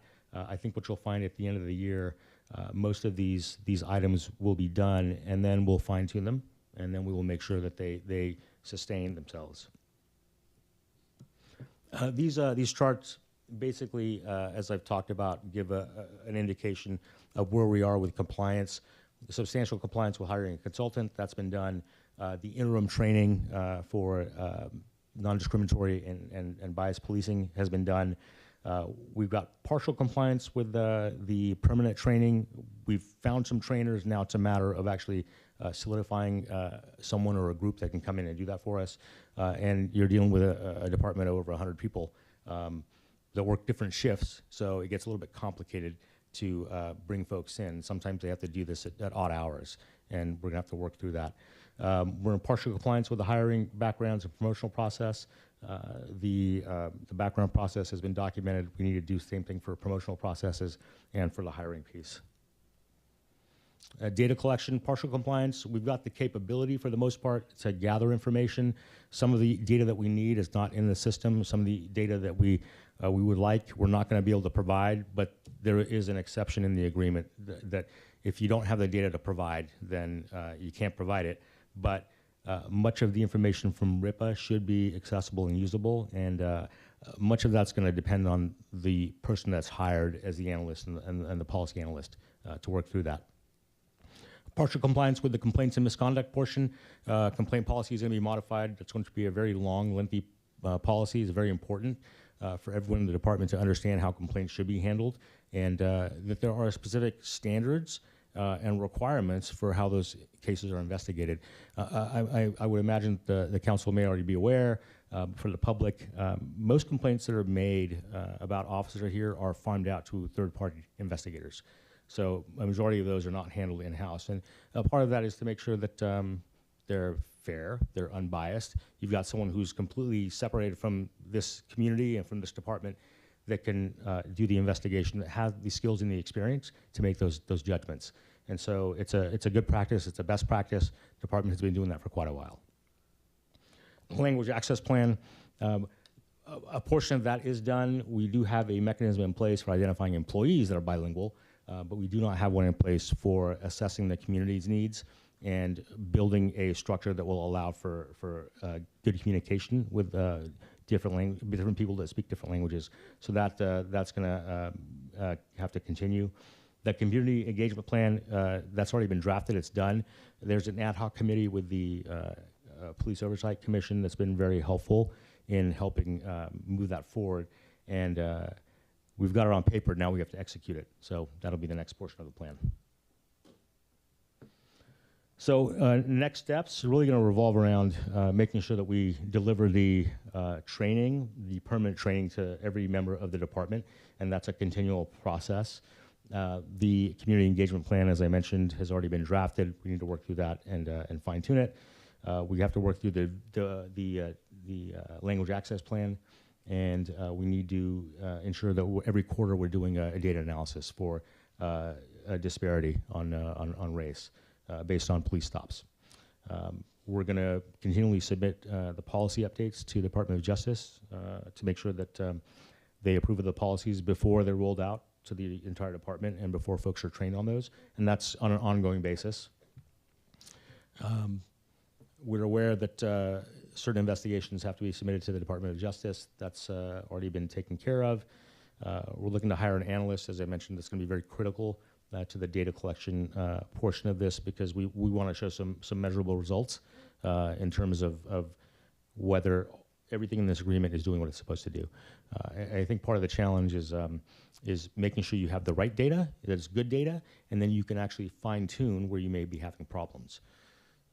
We're going to look at ensuring that the policy for misconduct investigations is done well, and we need to complete the self-assessment. So the department has to report a self-assessment to the Department of Justice, and this has to happen every year.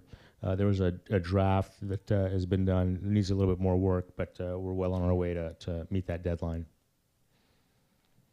And ultimately, I think the big thing to remember about this agreement is why we're here. It's to ensure that the police department is fair and respectful and providing unbiased policing. We want to make sure that there's not selective enforcement or non-enforcement based on protected characteristics. And we want to make sure that folks have clear policies, good training, and good supervisory direction. The compliance unit, so as I mentioned, one of the unique aspects of this agreement is the city and the department have committed to putting a unit together to help facilitate working through this agreement. And not all cities that have these types of agreements get those types of resources, and as a consequence, they struggle, and these things can go on and on and on. There's a 3 to 5 year sunset on this. For all intents and purposes, at the pace that we're going, I would suspect that in 3 years, the city will be in compliance. But a big part of that is because of the investment that the city and the department is making. That unit is going to have a captain, a sergeant, a community liaison officer, a data and statistical policy analyst, and we have support from the city attorney's office. So this is designed to ensure that we succeed, and I think that's a fantastic thing to see. This will end after 2 years of sustained substantial compliance. So if we can fall into compliance by next year, you'll be looking at 2 years of sustained compliance, and that's what we're looking for. And just the takeaways, a lot of this is about making sure that there's a very strong emphasis on civil rights and compliance. We've got clear timelines that we have to meet, measurable goals, working through those. Community engagement, as I mentioned, is going to be a very important part of this, and ultimately that has to be a responsibility that everyone in the organization carries. And we're going to continue with the monitoring and making adjustments as needed. The department has been very, very receptive to recommendations and discussion. And that essentially sums up where we are. All in all, very positive and good progress, and I'm happy to take any questions. Thank you, Mr. Sapal. Do we have any public comments on this item? We have no speaker cards for this item. All right. Any questions or comments from council? Yes, I do Councilmember have a Wilson. question. So 2 questions, so thank you for your presentation. You're welcome. The data analysts, you said, and I want to make sure I heard you correctly, we're in process of hiring? 'Cause I would think that would be the most important piece, the person that's gathering the data, so we are able to really look at that. So I was just curious because it didn't seem like we were in, where are we in that process? So currently the department has 2 crime analysts, and as the chief mentioned, they are essentially inundated with a lot of different things. And looking at demographic data, pulling information about... that's the piece, the demographic data. Correct. That we need to collect, and that's why I'm kind of concerned that, okay, we need to hire that analyst. I would agree. So the data is available. We have the data in the But system. we need that analyst But we that's need an able analyst to go through it, to yes. look at it. Absolutely. To help us. And I can speak to that. So yes, we are in the process. We've written a job description. It will be coming to you all. And this person should be a PhD level analyst to do regression analysis, lots of different high level, and we'll be using different data systems from the different universities because we can't afford the $40,000 a month licenses to run the regression analysis, propensity score matching. So we're like in the beginning of that process. But it won't take long because we already have a data platform and 2 crime analysts. So it's just getting the person in place as we build up the other units with the captain coming on and lieutenant coming on. So Okay, in the beginning of the process. And then my second question really deals with, so, this is a MOA for 2 years, potentially 3. And I'm hoping this process that we're going through right now sets us up so we can sustain this. So we're not like 3 years is done and we just slip back to bad habits. That's absolutely, Can you yes. talk to that, how, okay, once this is over and your contract is gone, how are you setting us up to make sure that these best practices continue? So I can speak to that, and I'll answer it in a couple of different ways. My mindset coming in here was that this was going to be a difficult process, that you're really going to have to sort of drag people along, and that's not been the case. Even from the U.S. Attorney's Office, from the very beginning, it was obvious that the department wanted to move in the right direction. You have new leadership, you have new folks that are being promoted. There's a competitive promotional process with folks applying from the outside. And so, do you have the talent to continue with this? Absolutely. But fundamentally, you have to have training and policies and accountability in the organization so that all of the new folks that are being hired know nothing else. This is what they will know. And so, the deadlines are very important, but it's the quality and how this is rolled out that is even more critical. And so, from my perspective, the department is doing a really good job in working through this, and it's complicated. There's a lot of moving pieces. It takes a lot of resources, but they're doing it the right way. And I think as you get newer folks in that are going to be exposed to a lot of these changes, it's going to be easier over time because they don't know anything else. And when you've been doing this job for 20 years and things change, it can be a little bit more difficult to reorient yourself. But we're getting, I think, a better, well, I won't say better, we're getting a different caliber of folks with this generation. And in some ways, they can communicate fairly well. They're open-minded. And I think when you have good training, good policies, good leadership, you've got the magic ingredients to succeed. So I don't see any reason why this would not continue. But I think it's always important to remember that as the elected body and members in the community have an obligation to make sure that your department's accountable. And that means asking questions. It means making sure that the chief does come up and provide feedback, that we gather feedback from the community. One of the things that the chief talked about was a survey, that community survey. The whole point of that is to make sure we're getting feedback from the community, from a broad spectrum of the community, to make sure that we're meeting their needs. And that's got to be a continual process. So if nothing else, this should build in a system that allows for self-evaluation every year. That should not change. And if it does, then you got to hold the leadership accountable for that. Okay. Well, I'm going to be hopeful in this process. I'm looking forward over the next 2 years, 3 years, in your reports coming back to us. So thank you for You're your welcome. presentation. All right, any other questions? Sure. My one observation I've noticed and been really excited to see, I'd like to hear from your experiences, the diversity within the recruits. I mean, when I've gone to the swearing-in ceremonies, the diversity that I'm seeing of the new officers coming in is very impressive. And I'm not sure how that has rolled forward to this degree, but I'm just curious from your viewpoint with the new officers that are coming in, diversity coming from different parts of California and outside of the state, what you're seeing from your vantage point. I think you've got an agency here that is really pushing forward with change and being progressive, and they're being given the resources to succeed. And I think for a lot of folks that are looking for a department to join, this isn't a 1 or 2 year adventure. This is a lifelong level of service. So you've got to really love the community, and you've got to be confident in the department. And from the very first day walking through the building, the level of professionalism, courtesy, respect that I was able to observe, I think it sets a very good standard. So a lot of your folks here represent well, and I think that carries throughout the region. And so a big testament to that. And the folks who are doing the recruiting. You know, if you're being creative and you're going out to find different types of folks, you're going to succeed. And some departments don't want to make that investment. They think maybe it won't work, but you got to try different things. And for every organization, it's just a little bit different. I think Antioch is sort of figuring out what's making it work, and you know, they're having some tremendous success based on that.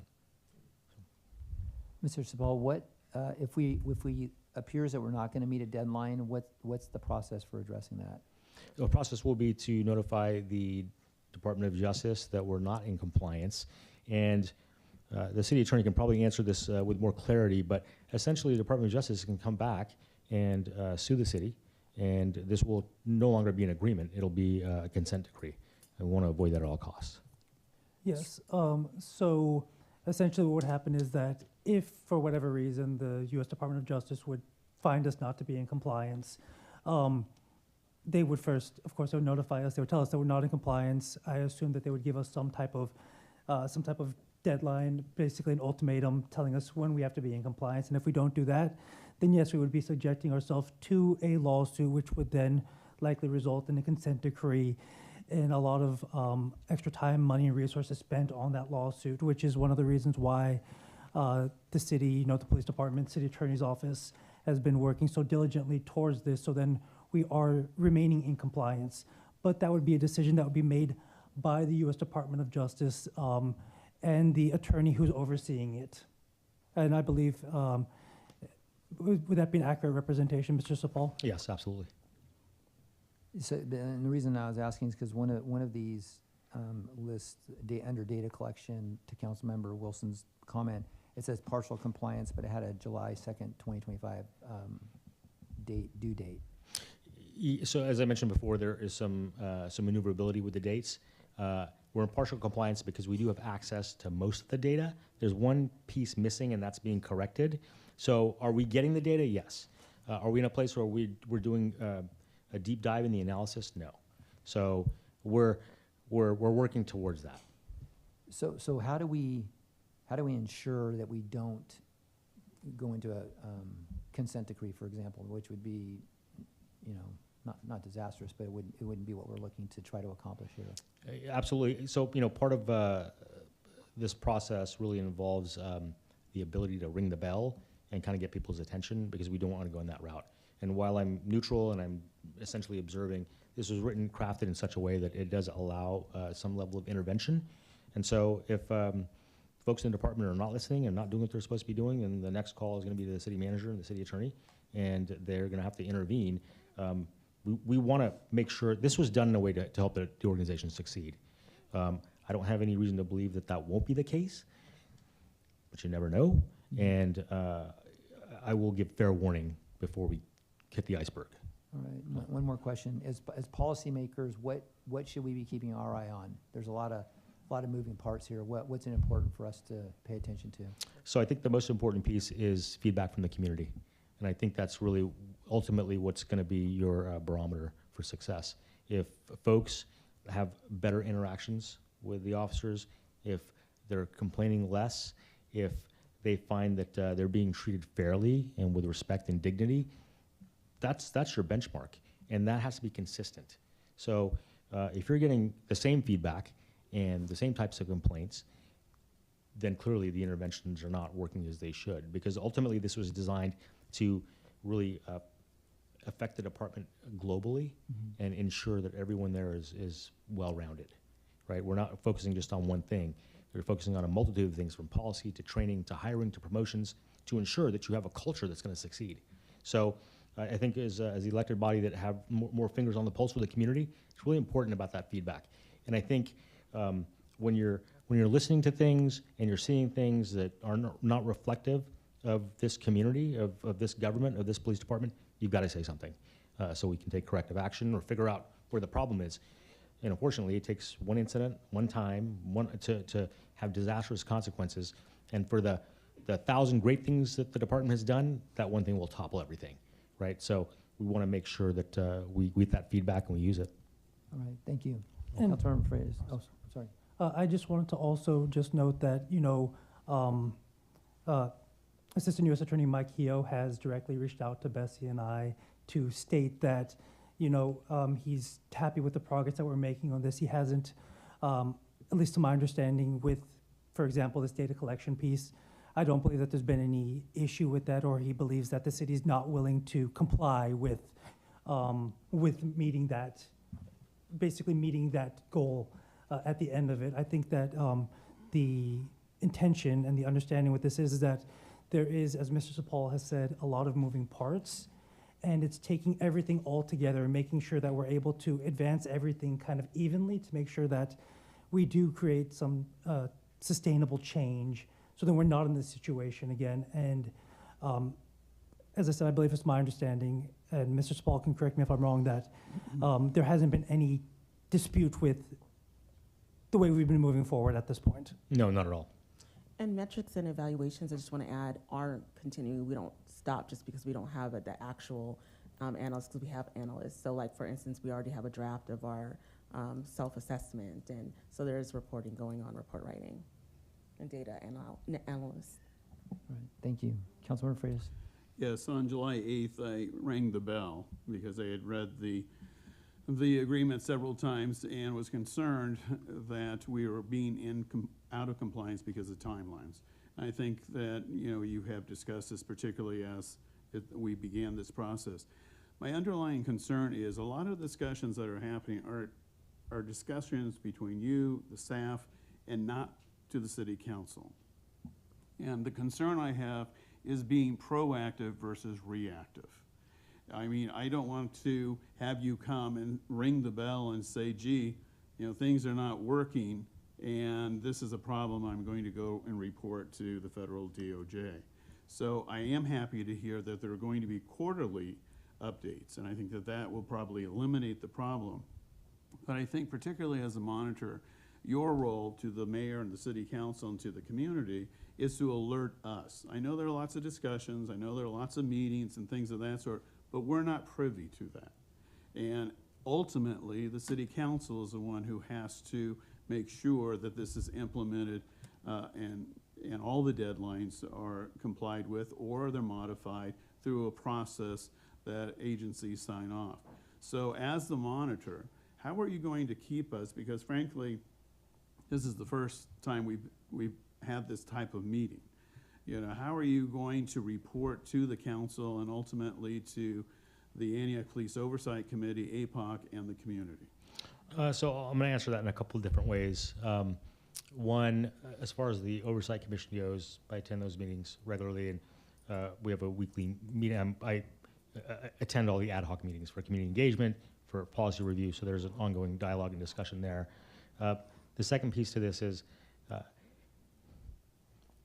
as the neutral party to this, when things are going awry, the first conversation is going to be with the police chief. And that's where the direction within the department comes from. If that doesn't rectify the problem, then the next step is going to be the city manager and the city attorney, because they have a vested interest in ensuring that we comply. Does that mean that I insert myself in between? Not typically my role to do that. There's already a process in place with city government to do that. There is a requirement that I do present to the public and the city council every 6 months, every 180 days. If it's every quarter, that's fine. If it's every month, I don't have a problem doing that either. I want to make sure this is a very transparent process, not only for the council, for the public, because there's a lot invested in making sure we succeed. And the council has a lot invested in it as well. So, we're not able to act unless we have knowledge. And that's the bottom line from my perspective. The other is the role of APOC. They are a recommending body to the city council, and yet we haven't received any recommendations. And so I am concerned about the role the APOC is playing, because they really are to recommend issues or concerns or what have you to the city council, and yet there has been no report that I've received or the city council has received. And so somewhat concerned about that because on the other boards and commissions, we do receive feedback. There are reports, there are presentations, and things of that sort. So how do you perceive the role of APOC, particularly the relationship between them and the city council? Again, that's not quite my role, because there's an ordinance that covers what the police commission should and should not do, and kind of what those boundaries are. I will say, in all fairness, that some of these committees do require a certain level of expertise. So you're weighing on police issues, and there is a training plan that's put together for the commission, so that they do have a better understanding of law and authority and what the police department does and what they can and can't do. So I think from a foundational perspective, that process is in motion. I think it's also fantastic that the city has given them a training budget, so they'll be attending a conference coming up for the National Association of Civilian Law Enforcement Oversight, which is important. So as far as the reporting structure goes, probably not really me to interject myself into how they do that. I can give you my observations of the commission and my interactions and how that ties into the agreement in the department. I'm happy to do that. But as far as them making reports to the elected body, that probably a little bit out of my purview, I think. But aren't there particular items in the agreement that articulate what the APOC committee should or should not do? There are several portions of the agreement that do require consultation with APOC, training, for example, community engagement, for example. So there are ad hoc committees that have been meeting to meet those needs. Okay, thank you. And I just would like to clarify something just with Mr. Paul's role as well. It's the fact that even though he is a consultant that was essentially being paid for by the city, he is not kind of in this as an agent of the city. He's in here more as an agent of the U.S. Department of Justice. We worked together to choose him as a consultant. U.S. DOJ was, they were gracious in allowing us to be involved in that process, so we could find somebody that they would be able to trust, and somebody that we felt that we would be able to work with.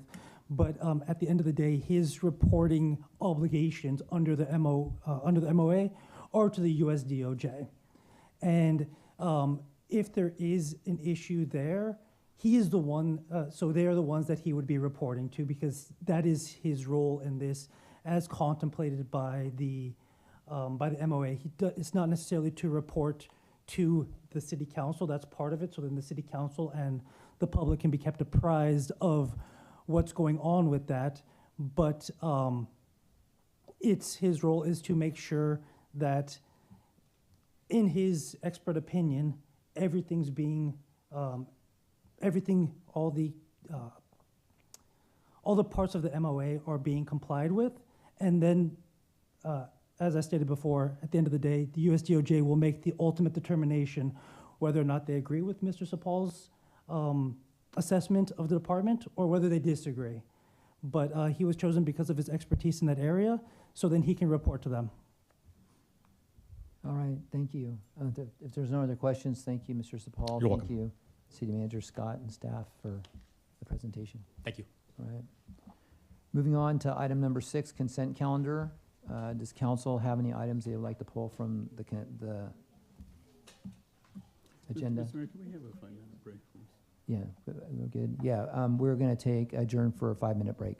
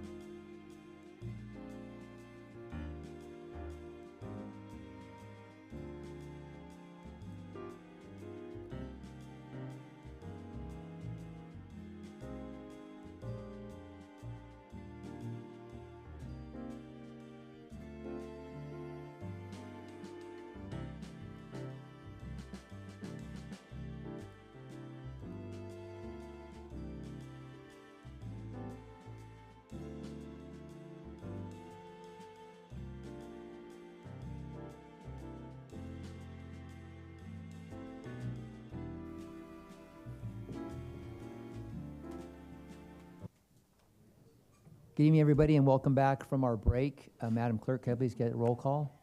Certainly. Councilmember Freitas? Present. Councilmember Torres Walker is excused. Councilmember Wilson? Here. Mayor Pro Tem Rocha? Here. Mayor Bernal? Here. Thank you. You have a quorum at 9:02 p.m. And for the record, the council recessed at 8:54 p.m. All right. Thank you. Moving on to consent calendar. Does City Council have any items they would like to pull from the calendar? None? Anything from the public? We have no comment cards. All right. Can I get a motion to approve Move the consent? approval. A motion, second? Second. Motion is second. Please cast your votes.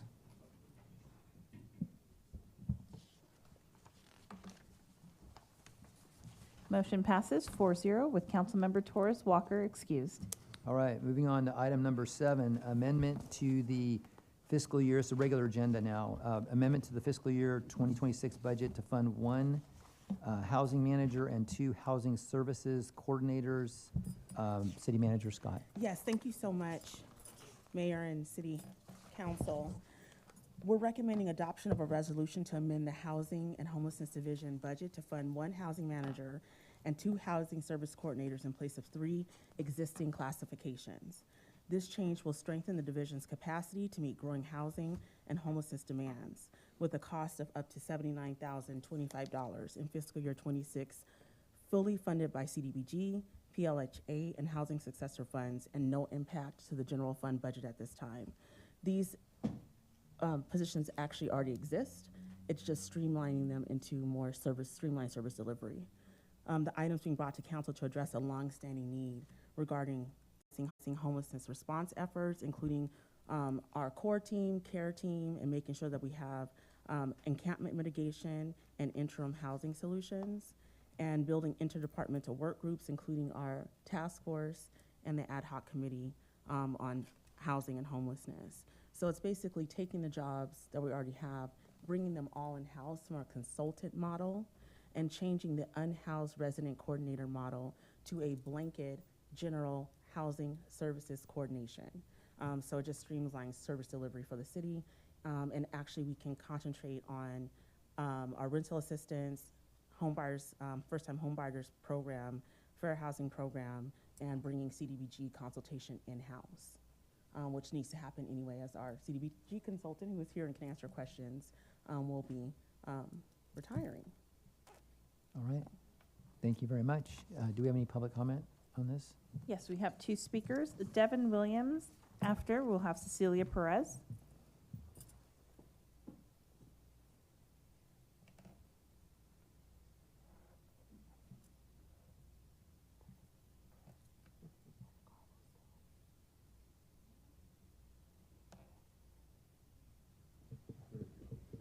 All right. Good evening, Mayor, City Council, staff, and community. I just want to say that I remember when Antioch was once one of the most affordable cities in the Bay Area. And today, a lot of families are paying 30 to 50% of their income on rent. And homelessness is rising as a direct result of that pressure. These are structural issues: high rents, limited affordable housing, and underinvestment in prevention. The staff report shows how under-resourced our housing and homelessness division is right now. There are only 3 positions, and 2 of them, the administrative analyst and unhoused resident coordinator, are vacant. All 3 positions report directly to the Public Safety and Community Resources Director, leaving no coordinated strategy, no redundancy, and major risks of audit findings and funding losses. The proposed, it is also important to put in perspective that Concord, a city about our same size, a little bit larger, has 6.5 staff dedicated to their housing initiatives, while Antioch would only have 3%. Even after this reorganization, this demonstrates how modest the proposal is. Antioch cannot afford to fall further behind if we want to compete for state and federal funds, like Encampment Resolution Fund. I wrote this today really fast, sorry. But staffing alone is not enough. To truly address affordability, Antioch should also adopt an inclusionary housing policy, requiring at least 20% of units in new developments to be affordable. And this ensures that as Antioch grows, we are building for all residents, not just those at the top of the market. And I will just say that I know that we are facing, a lot of, evictions in the county, a lot of unhoused residents due to a myriad of issues. But initiatives like this, are, I believe, smart, moving our city forward and allowing others to have an opportunity that lives here. And so that's all I want to say tonight. Thank you. Thank you. Oh, outside the door? Okay. Somebody's either singing or playing music right outside this door. All right. All right. That's fine. Yeah. They're living their best life out there.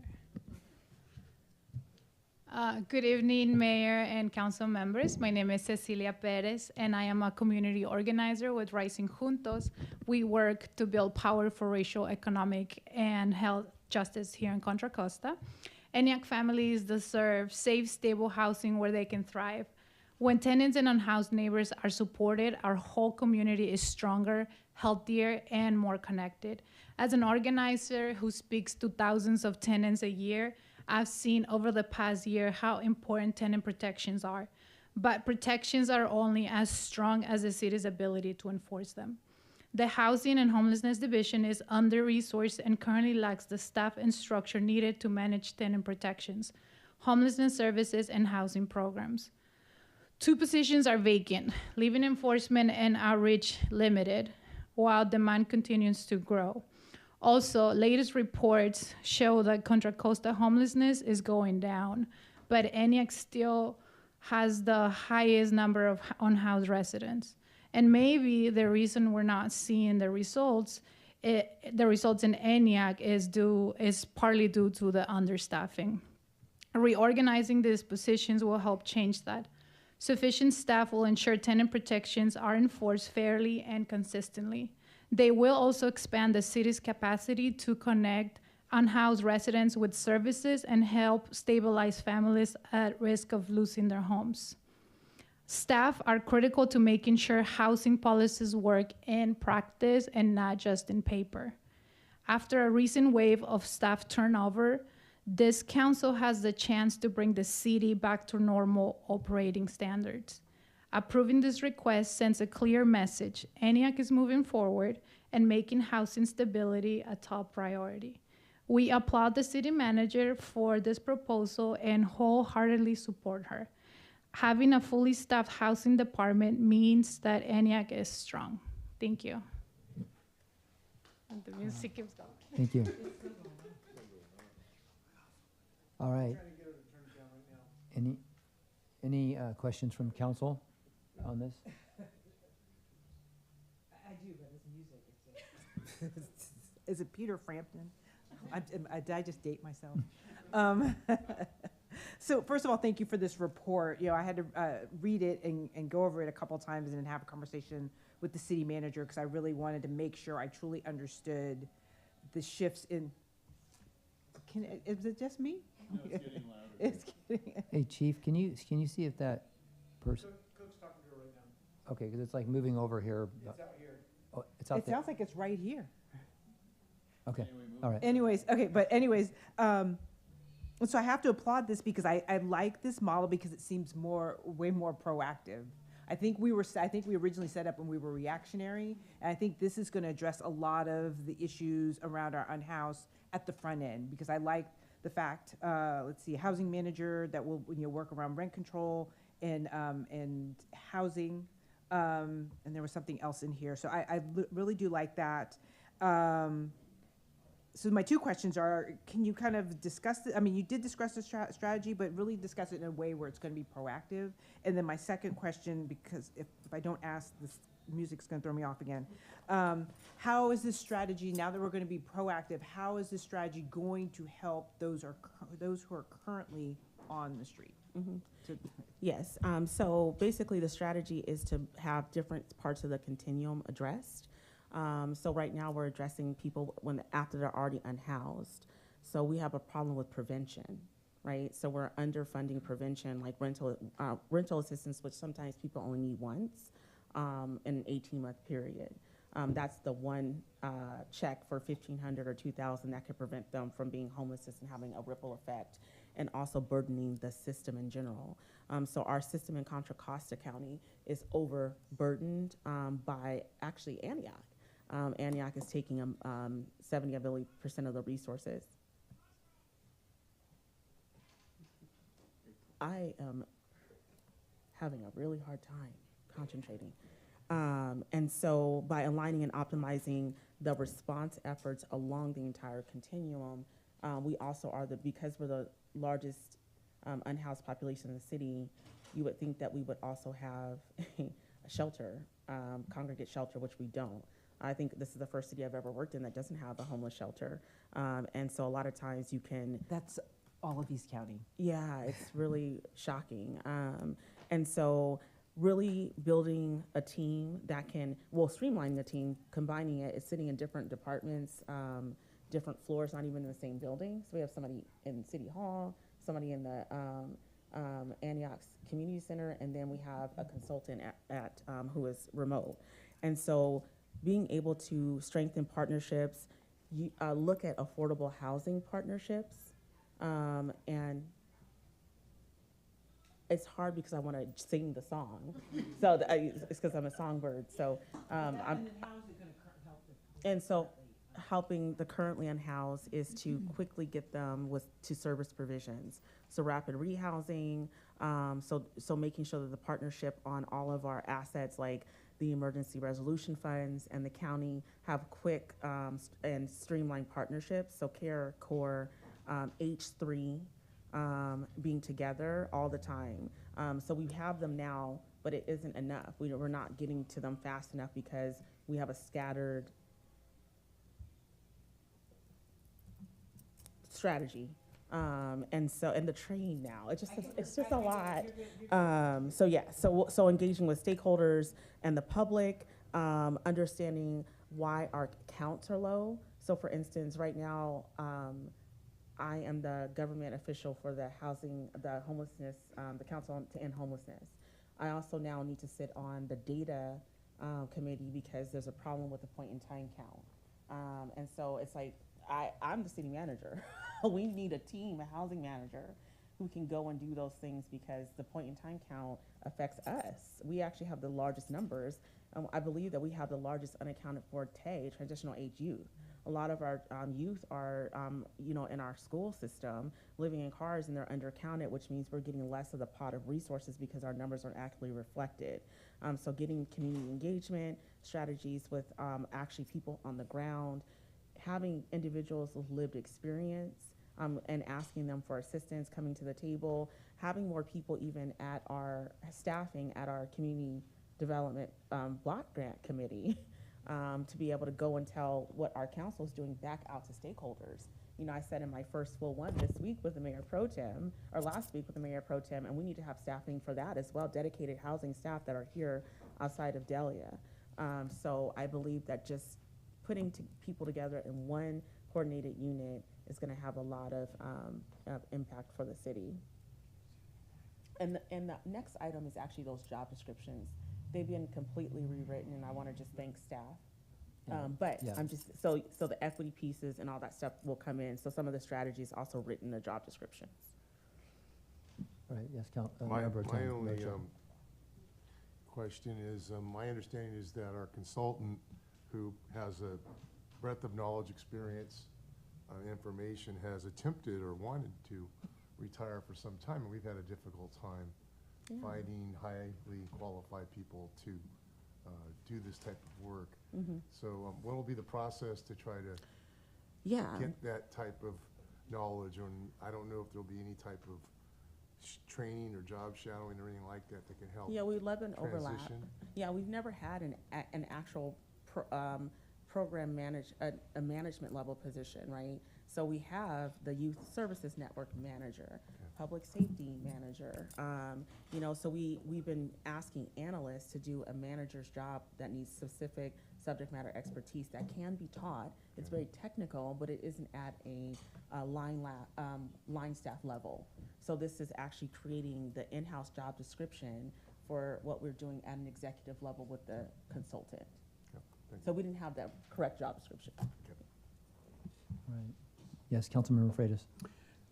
One of the things I was happy to see is that we're properly classifying these positions, the housing manager, housing service coordinator, and frankly, the public safety and community resources, housing and homelessness division, I think needs to be revamped.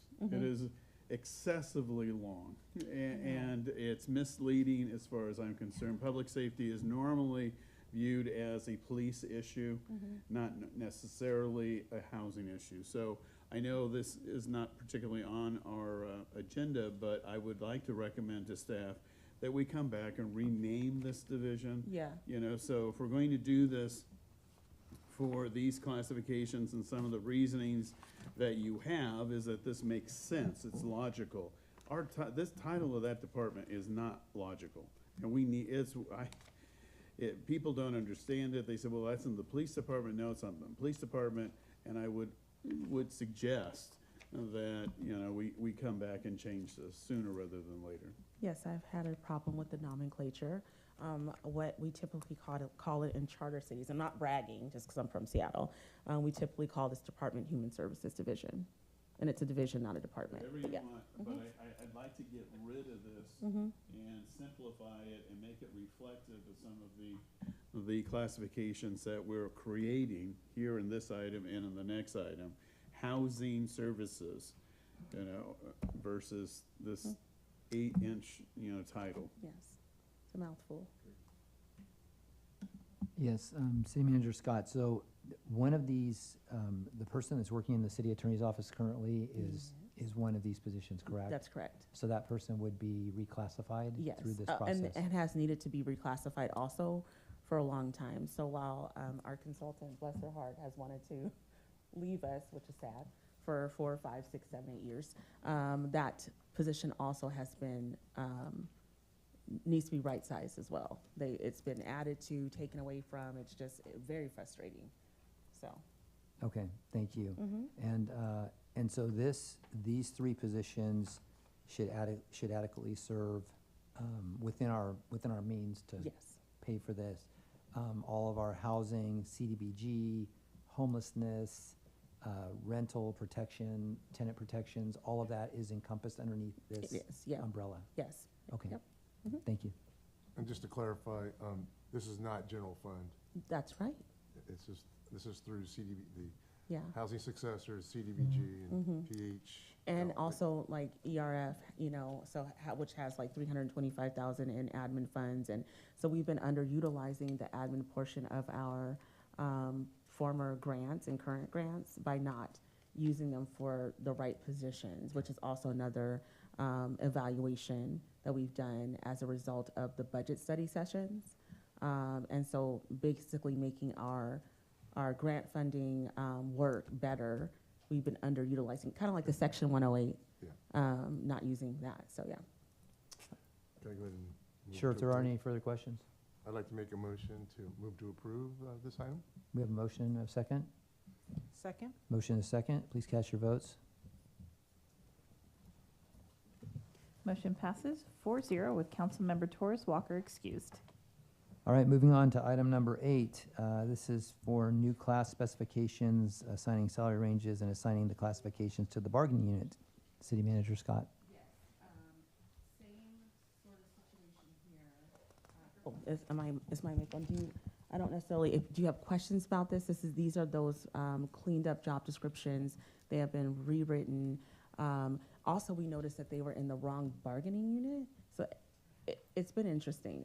So I think to Councilmember Freitas' point, putting them in the right class with the right job spec, the right job description that has essential duties and functions, and the right bargaining unit. So it's a massive cleanup. How did we go about establishing the salary ranges for these positions? I believe they were already in existence, but I'll let the HR director come up and speak to this. Thanks so much, Director Cortez. Good evening, Mayor and City Council. So we looked at other agencies and we looked at the comparison to see what they're currently paying, but we also looked internally to see what we're paying. So we also wanted to make sure that we are paying our employees equitably within our agency. So that's how we came up with the salary range. So when we look inside, did that increase it from what you found outside, or decrease it, or how did that kind of fit into everything? It was pretty close. Yes. Okay, thank you. All right, any other questions? Move approval. A motion and a second? A second. Motion and second, please cast your vote. Motion passes 4-0 with Councilmember Torres Walker excused. All right, the last item is designation of a voting delegate and alternate delegate for the League of California Cities Annual Conference. Yes, thank you so much. We would like one of you to go to the 2025 League of California Cities Annual Conference, or two of you if you'd like to go. So it's $2,500 for one participant, and it'll be $5,000 for two, and we do have the budget. I'm not sure who the current delegates are. I probably should have put that in. Is it? Yeah. I'm actually the delegate. Okay. But when I saw the date, I informed the mayor that I have a family commitment at that time. So my ask was if one of my colleagues would be willing to step in my absence. All right. Do we have any public comment on this item? We have no speaker cards. Okay, thank you. Anybody who would like to volunteer to be the delegate? Unfortunately, I'm at another conference during this during this time period. But if I didn't have another conference, I would go, but I can't go. The mayor's already asked me. I looked. I'm not available.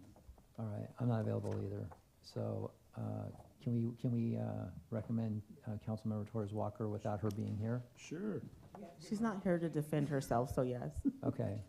So we'll maybe recommend her subject to her being available to attend.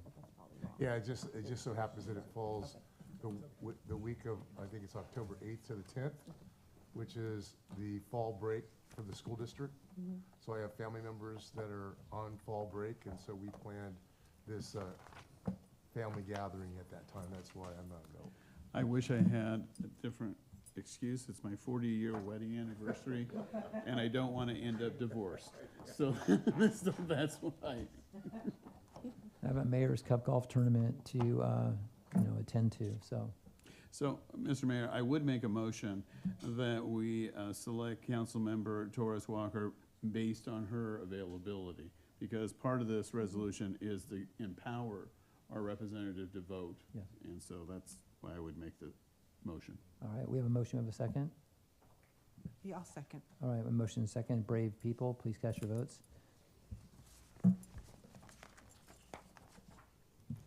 Thank you. Motion passes 4-0 with Councilmember Torres Walker excused, and also noting there is no alternate selected. All right, thank you. Moving on to public comments.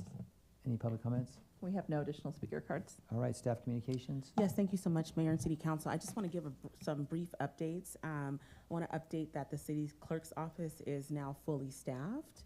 And so yay to our two new clerks, Stephanie Cabrera-Brown and Monica Gomez, who are clerking on their own for the first time tonight.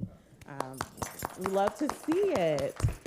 We also have a new part-time staff, Noelia Gallo, who's really great at answering public records requests and helping.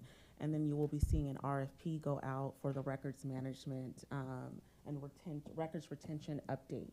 A records retention policy hasn't been updated since 2008. We are RFPing it, and that will be done soon. I know, don't cringe. So we're making progress. And we have a list of the status of current capital improvements, and I want to thank our Public Works Director for this. I don't know if you want me to read it or if you want me to send it to you, because it is a couple pages long, and I just realized that you may fall asleep. Some of them are exciting, though, but there's a lot to go through. So how about I send this to you all? That'd to let be you know? great. Thank Okay. you. And then I wanted to also give you a status on Opportunity Village. Things are going really great so far. I sent you all the demographic data for the first month. We've moved 33 people and 19 dogs into the hotel. I know. All rooms with dogs have dog crates, new dog crates. There's still 3 vacant rooms that have already been assigned, but the participants haven't moved in yet. Sunset Deb Park Court has been completely cleared out by CORE, and they're staying in contact with participants who haven't moved into the hotel yet. Hope Solutions is the on-site rapid rehousing provider, and they will be assisting with housing readiness, job readiness, all that stuff. This will include assisting participants with obtaining documents needed for housing, housing applications, and housing search. The shelter provider for Opportunity Village is the Housing Consortium of the East Bay. They have 24-hour on-site staff to monitor day-to-day operations and meals. And CORE is doing all the service coordination, including medical benefits, advocacy, and getting participants connected with appropriate resources. So you got the demographic report that I sent you all yesterday, and all providers are collaborating in a positive way with us in the city, and we really want to thank Interim Director Cabral for her, just tenacity in getting all of this stuff taken care of, and just the multiple lines of communication. And we also want to thank our county supervisors for their support as well. We have an update on a process improvement in community development. There was a code enforcement citation process and cost recovery that was not happening.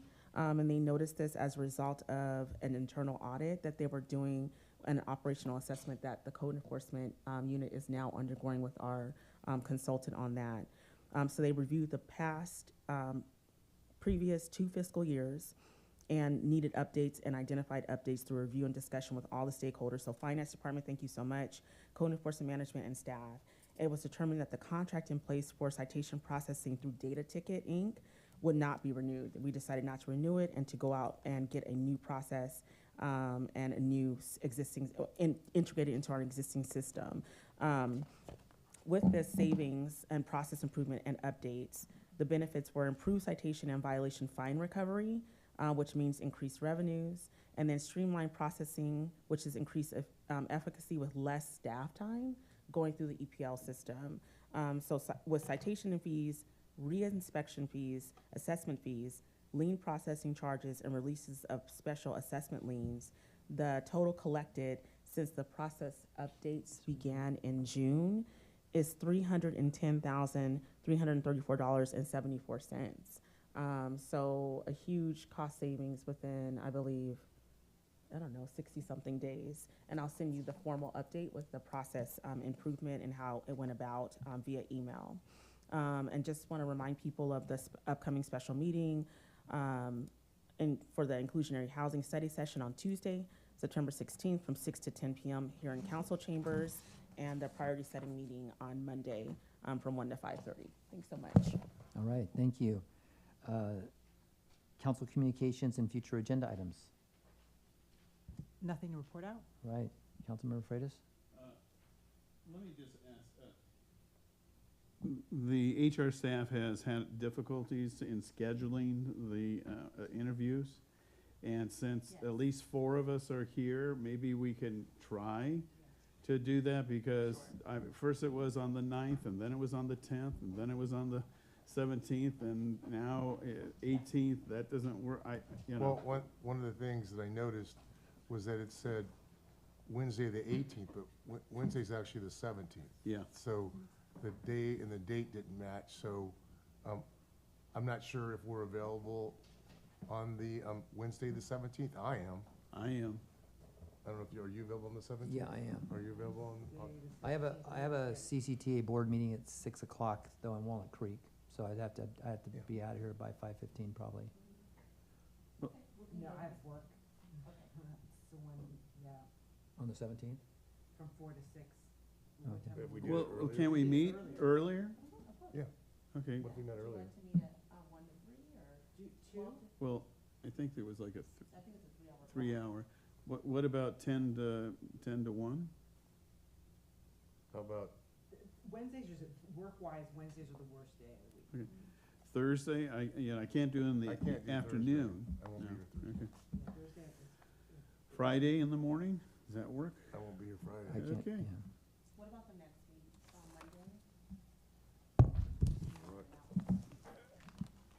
Monday? Monday, I could do in the morning until 11:30.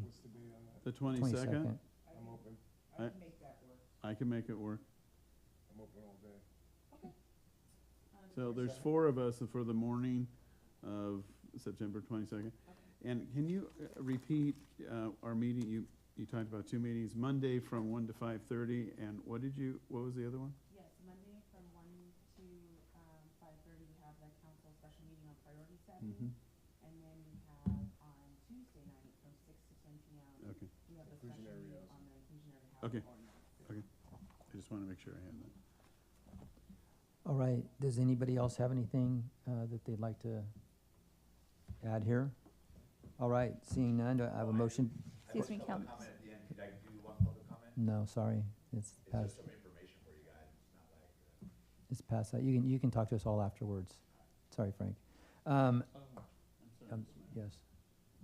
There is one thing that I'd like to refer to the city attorney. There was an article in the Chronicle on Assembly Bill 130 that has passed, and it basically is changing the California Environmental Quality Act to try to spur or help housing construction. In the article itself, it talks about, the possibility that there may be significant transportation impacts. And I would like to, refer this to the city attorney to have them take a look at AB 130 and to advise us, both the Community Economic Development Department as well as the council, what the impacts may be for us. All right. No. I'm sorry. The other thing is, it's nice to get shout outs, and my wife, who's retired from Contra Costa Central Sanitary District, gave me one of their publications, and it was about training that took place on the collection system, and they specifically called out Iron House Sanitary District as well as the city of Antioch for providing demonstrations, personnel, and apparently it was extremely well received, and it's just kind of nice to see in other publications, accolades to the city of Antioch, so I just passed that on. Now I'm done. All right. Anybody else? All right, do I have a motion to adjourn? So moved. Second? Second. Please cast your votes.